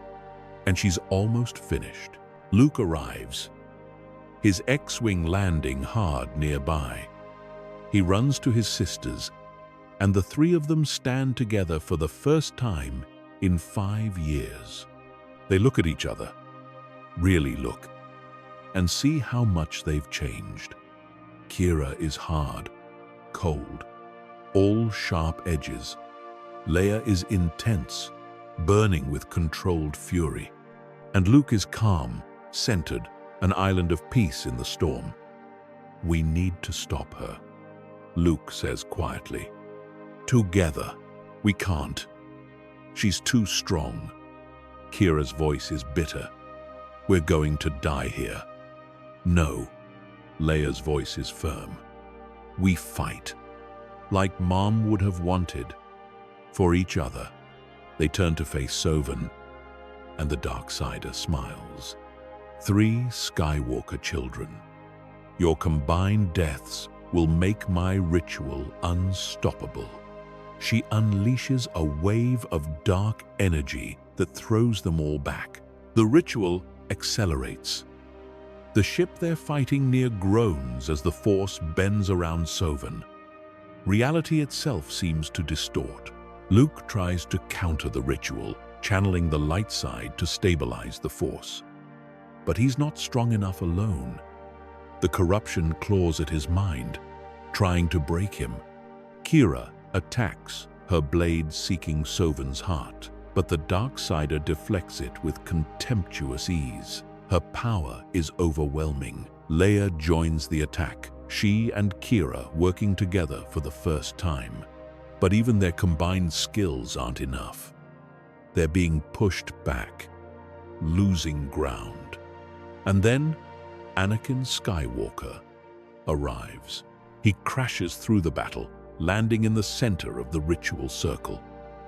His presence is like a thunderclap. Sovan staggers, her concentration broken. Anakin looks at his children scattered around the battlefield. Together, just like your mother wanted. Qi'ra moves first, trusting her father for the first time in years. She feints high, drawing Sovan's guard up. Leia strikes low, forcing the Darksider to leap back. And Luke? He doesn't attack. He channels the Force, creating a barrier around the ritual circle to contain the dark energy. The corruption claws at him, but he holds. Anakin engages Sovan directly. Machine against monster. His cybernetic body moves with inhuman speed, his lightsaber a blue blur. Sovin's alchemy makes her strong, but Anakin has experience. He's fought Sith Lords. He's faced the darkness and won. Their blades lock and Sovin snarls. You could have had this power. Palpatine offered it to you. Anakin's voice is cold. He offered me nothing I wanted. I have everything I need. My family? Kira sees an opening. She leaps over Sovin's guard, bringing her lightsaber down in a perfect arc. The Darksider barely blocks it, forced to divide her attention between Anakin and Kira. Leia strikes from the other side, her blade seeking vulnerable points. They're overwhelming her, the three Skywalkers fighting as one. Luke's barrier cracks under the strain. Dad, I can't hold it much longer. If the ritual completes, Coruscant dies. Kira's mind races. There's only one way to stop it. Someone has to break the circle from inside. Absorb all that dark energy. It will kill whoever does it. She knows what she has to do. She's the eldest. This is her responsibility, her atonement. She breaks off from the fight, heading for the center of the circle. But Anakin sees what she's planning and reaches out with the Force, stopping her. No, I know what you're thinking, and I won't allow it. Dad, there's no other way. Let me go.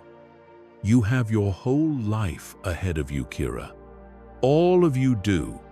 This is my fight. This is what I was meant for. He deactivates his lightsaber and steps fully into the center of the ritual. The dark energy swarms him immediately, but he doesn't fight it. He accepts it, channels it into his cybernetic body. The machine that makes up most of him, it doesn't have a soul to corrupt. It can hold the darkness. Dad, no. Luke's voice breaks through the Force connection they all share. You don't have to do this. Yes, I do. This is my purpose, my redemption. Anakin looks at each of his children in turn. Kira, stop punishing yourself for things that aren't your fault. Your mother's death wasn't your failure. It was mine.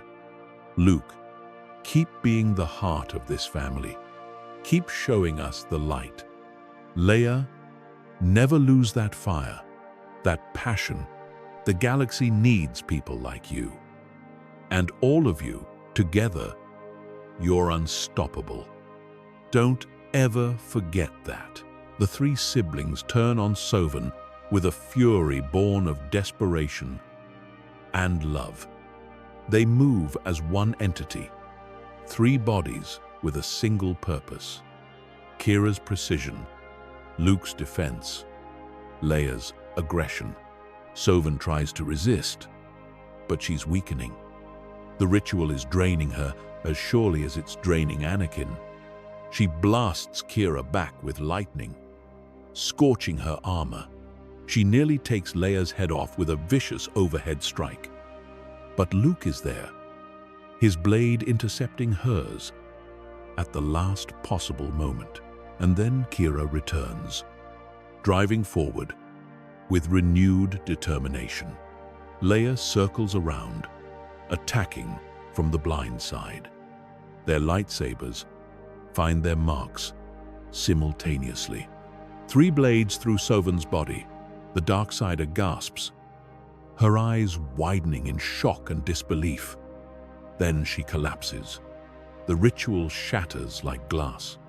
The dark energy dissipates into nothing, and Anakin Skywalker falls to his knees.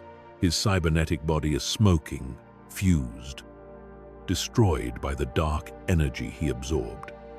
But he's smiling behind his mask. He kept his promise. He kept them together. Kira reaches him first, dropping to her knees beside him. Dad, stay with us. We can get you help. Medical teams are on the way. He shakes his head slightly. The motion is labored. No, this is right. I kept my promise to your mother. I kept you together. Luke kneels beside him, tears streaming freely down his face. You saved us. You saved everyone. Anakin reaches up with a shaking hand, his cybernetic fingers trembling. He touches Luke's face, then Kira's, then Leia's. Your mother would be so proud of you. All of you. You're stronger than I ever was. Not because of the Force, because of each other. His voice is fading, the words barely audible through the damaged respirator. Don't forget that. Stay together. Promise me. We promise. Leia's voice cracks. We promise. Dad. Good. That's all I needed to hear. His hand falls. The light in his eyes dims. And Anakin Skywalker, the hero of the Clone Wars, the chosen one, becomes one with the Force. The three siblings kneel there, surrounding their father's body, and for the first time in 5 years, they're truly together, united in grief, united in love, united as a family. Obi-Wan arrives moments later.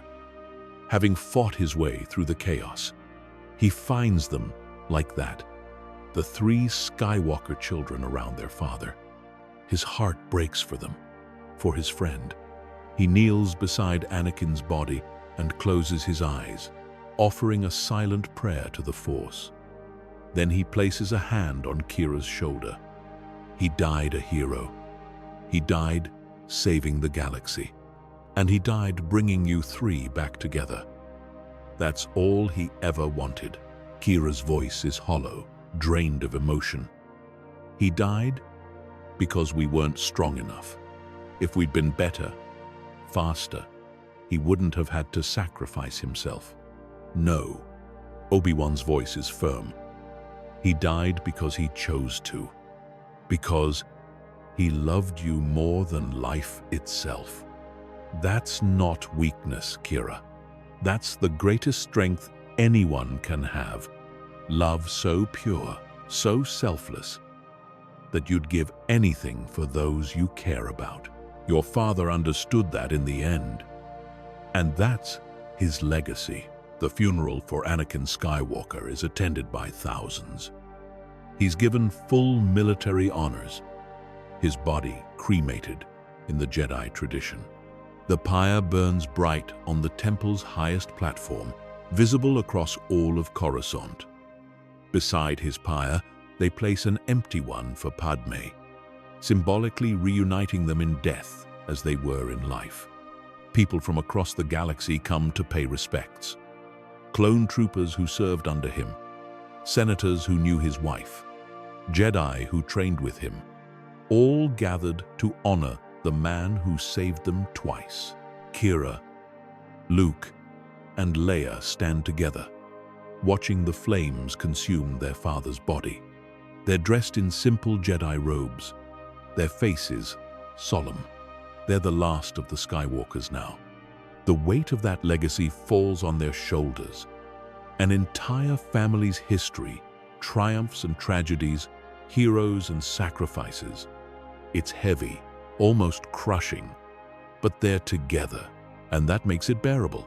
After the ceremony, they linger on the platform as the crowds disperse. They haven't really talked yet, haven't processed everything. Finally, Kira breaks the silence. I'm sorry for everything, for pushing you both away, for not being there when you needed me. She looks at her siblings, and for the first time in years, there are tears in her eyes. I was so consumed by guilt, by the need to atone, that I forgot what was important. I forgot you. Luke reaches out and takes her hand. We all made mistakes, all pushed each other away. But that ends now. We're family. That has to mean something. Leia takes Kira's other hand, and Luke's as well. forming a circle. Mom asked Dad to keep us together. Now, it's our turn. We honor them by staying together, by being there for each other, no matter what. They stand like that for a long moment, three siblings reconnecting after years apart. In the weeks that follow, they remain on Coruscant, together. For the first time in 5 years, they actually spend time with each other, really talk, really listen. They share stories of their separate journeys. Kira talks about her missions, the things she's seen, the guilt that drove her. Luke describes his training with Yoda, the philosophy he's developed, the peace he's found. Leia shares her adventures with Ahsoka, the injustices she's fought, the passion that drives her. They discover that while they've changed, grown into different people, they still fit together. Kira's intensity balances Luke's calm. Leia's fire complements both. They complement each other in ways they never could as children. And slowly, painfully, they begin to heal. The wounds don't disappear. The grief doesn't fade, but it becomes manageable, becomes part of who they are rather than consuming them. One evening, they sit on a balcony overlooking the temple, watching the sun set over Coruscant. The city planet glitters in the fading light, beautiful despite the scars from the recent battle. Leia breaks the silence. What do we do now? Keep going. Luke's voice is soft but certain. Keep honoring Mom and Dad by living the way they taught us. Together. Kira nods slowly. The Jedi Order needs to change. Really change. We've proven that attachment doesn't have to lead to the dark side. That love can be a strength. So we change it. Leia's voice is determined. We reform it from within. Show them a better way. The three of them make a pact that night. They will stay together, work together, change the galaxy together. Not as separate Jedi pursuing their own paths, but as a family, the Skywalker family, united. 3 years pass. The galaxy transforms in ways no one expected. Kira Skywalker, at 20, becomes the youngest Jedi Grandmaster in history. The Council debates the appointment hotly. She's too young, some argue, too inexperienced. But Master Yoda supports her, as does Obi-Wan. She has vision, Yoda says, and strength to see it through. More importantly, wisdom from suffering she has gained. The perfect leader for a new era. She is. As Grandmaster, Kira implements sweeping reforms. The Jedi Code is rewritten, not abandoned, but updated for a new age. Attachment is no longer forbidden. Jedi are allowed to marry, to have families, to maintain connections outside the Order. The isolation that made them vulnerable to Palpatine's manipulations is stripped away. Jedi become part of the communities they protect rather than standing apart. Kira is still intense, still driven, but there's warmth in her now. She remembers what her father taught her about love and attachment. She carries his lesson forward, showing a new generation that you can be a Jedi and still love deeply. Her office in the temple has pictures of her family, hollow images of her parents, her siblings, a reminder of what she's fighting for. Luke establishes a new training temple on Naboo. In the home where he grew up, he renovates the house, erasing the last physical scars from the attack that killed his mother. It becomes a place of learning and reflection. He teaches younglings a different way than the old order. meditation and compassion, understanding and balance. His students learn to embrace their emotions without being controlled by them. They study the living force, the connections between all things. Luke becomes known as the Sage of Naboo, and Jedi from across the Order come to study with him. Even senior masters seek his counsel. At 18, he's young to be teaching, but his wisdom is undeniable. He has a way of seeing to the heart of problems, of offering perspective that helps others find their own paths. He carries his mother's compassion and his father's strength, balanced perfectly. Leia follows her mother into politics while remaining a Jedi Knight. It's unprecedented. A Jedi serving in the Senate, but Leia makes it work. She's elected senator from Naboo at 17, running on a platform of reform and transparency. Her lightsaber hangs at her side during Senate sessions, a reminder that she's not just a politician, she's a protector. She becomes a voice for the forgotten, for the outer rim worlds that the core always neglects, for refugees and the poor, for those the Republic failed. When diplomacy fails, when corruption rears its head, she's not afraid to act. She's investigated several senators, exposed their crimes, seen them prosecuted. She's made enemies, powerful ones, but she doesn't care. She's her mother's daughter and her father's daughter. The galaxy is better for it. At 18, Leia Skywalker is already being mentioned as a future chancellor, the youngest ever, if she chooses that path. The three siblings meet regularly.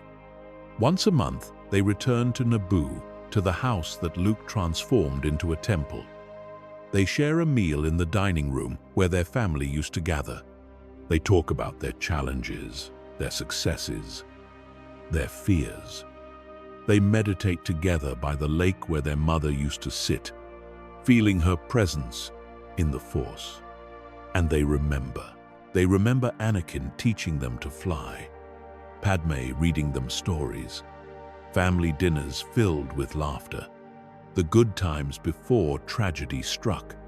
But they also remember the lessons learned from loss, the importance of staying connected, of not letting grief drive you into isolation, of choosing love over fear. Always. One evening, as they watch the sunset paint the lake in shades of gold and crimson, Kira turns to her siblings. Do you ever wonder if we're doing the right thing?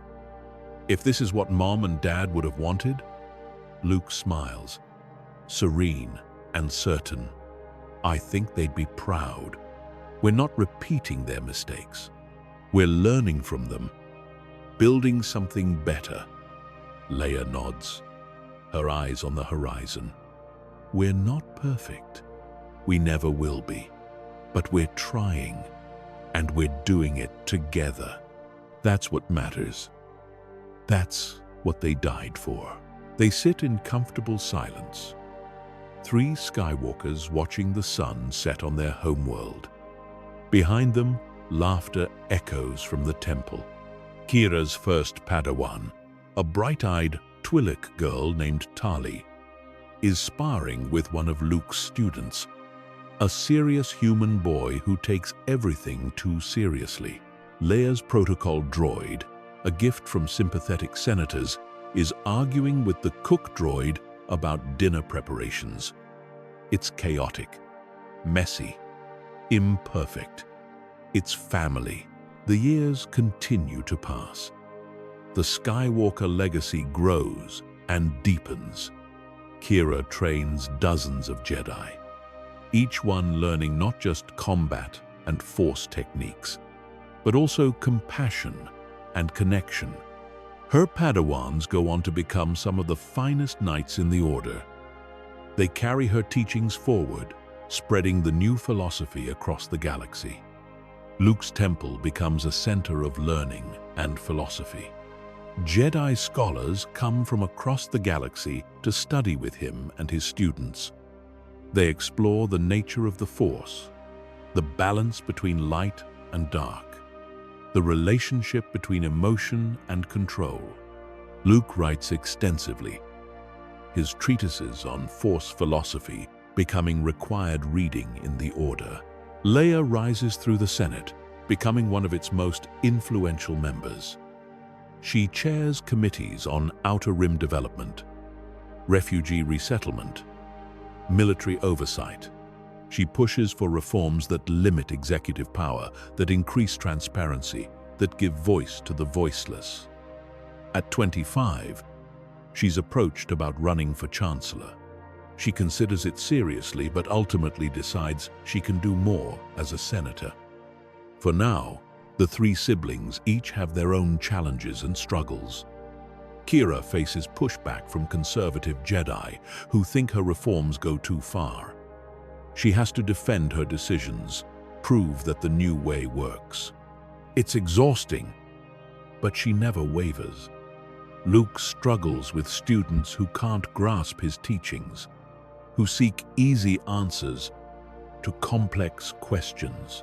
He learns patience, learns to meet people where they are. Leia makes enemies in the Senate, powerful figures who see her as a threat.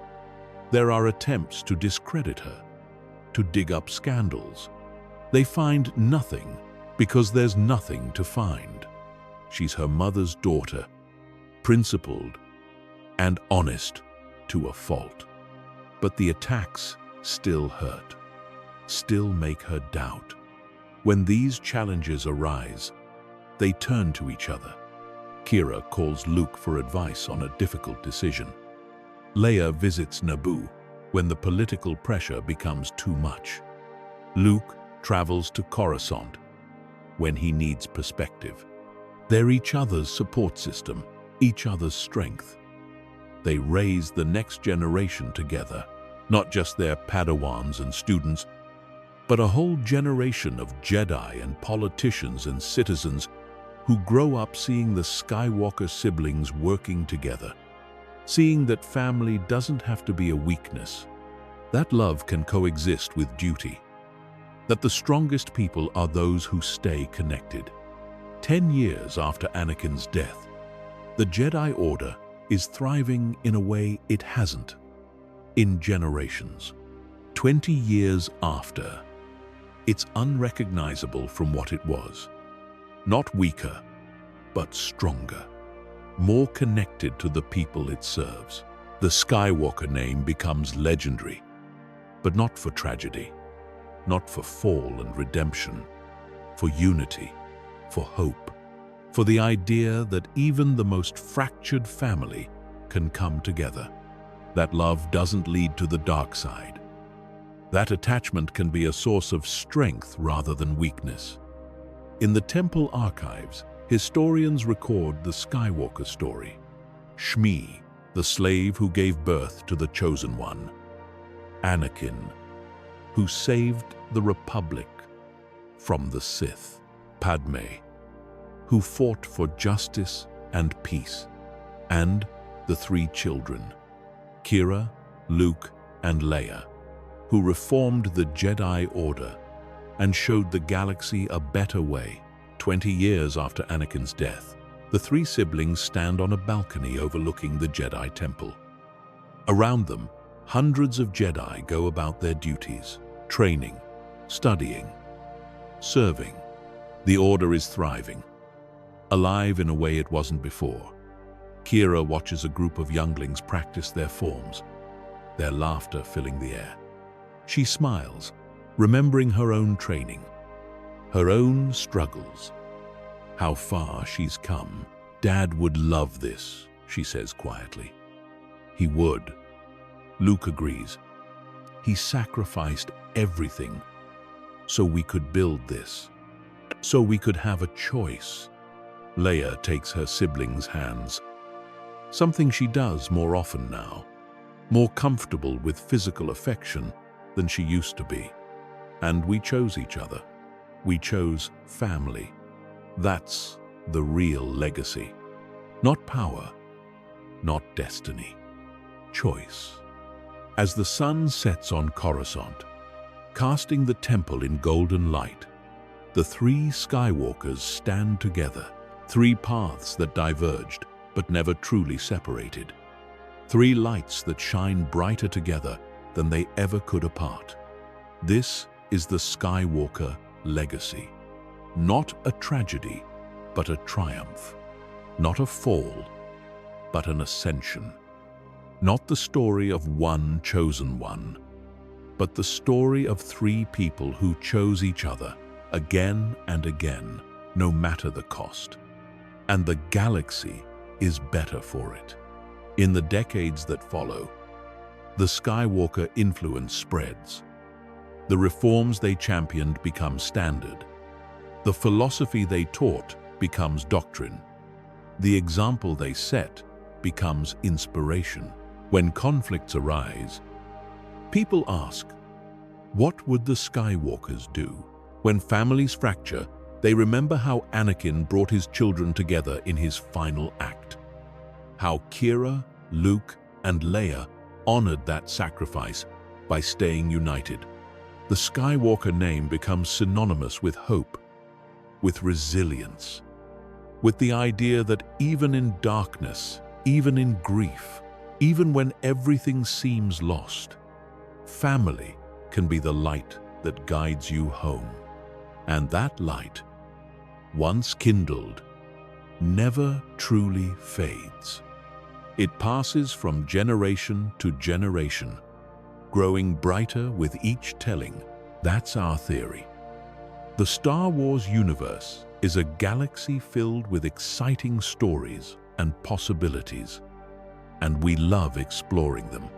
If you want to accompany us on this journey to a galaxy far, far away, then please like, share, and subscribe to our channel.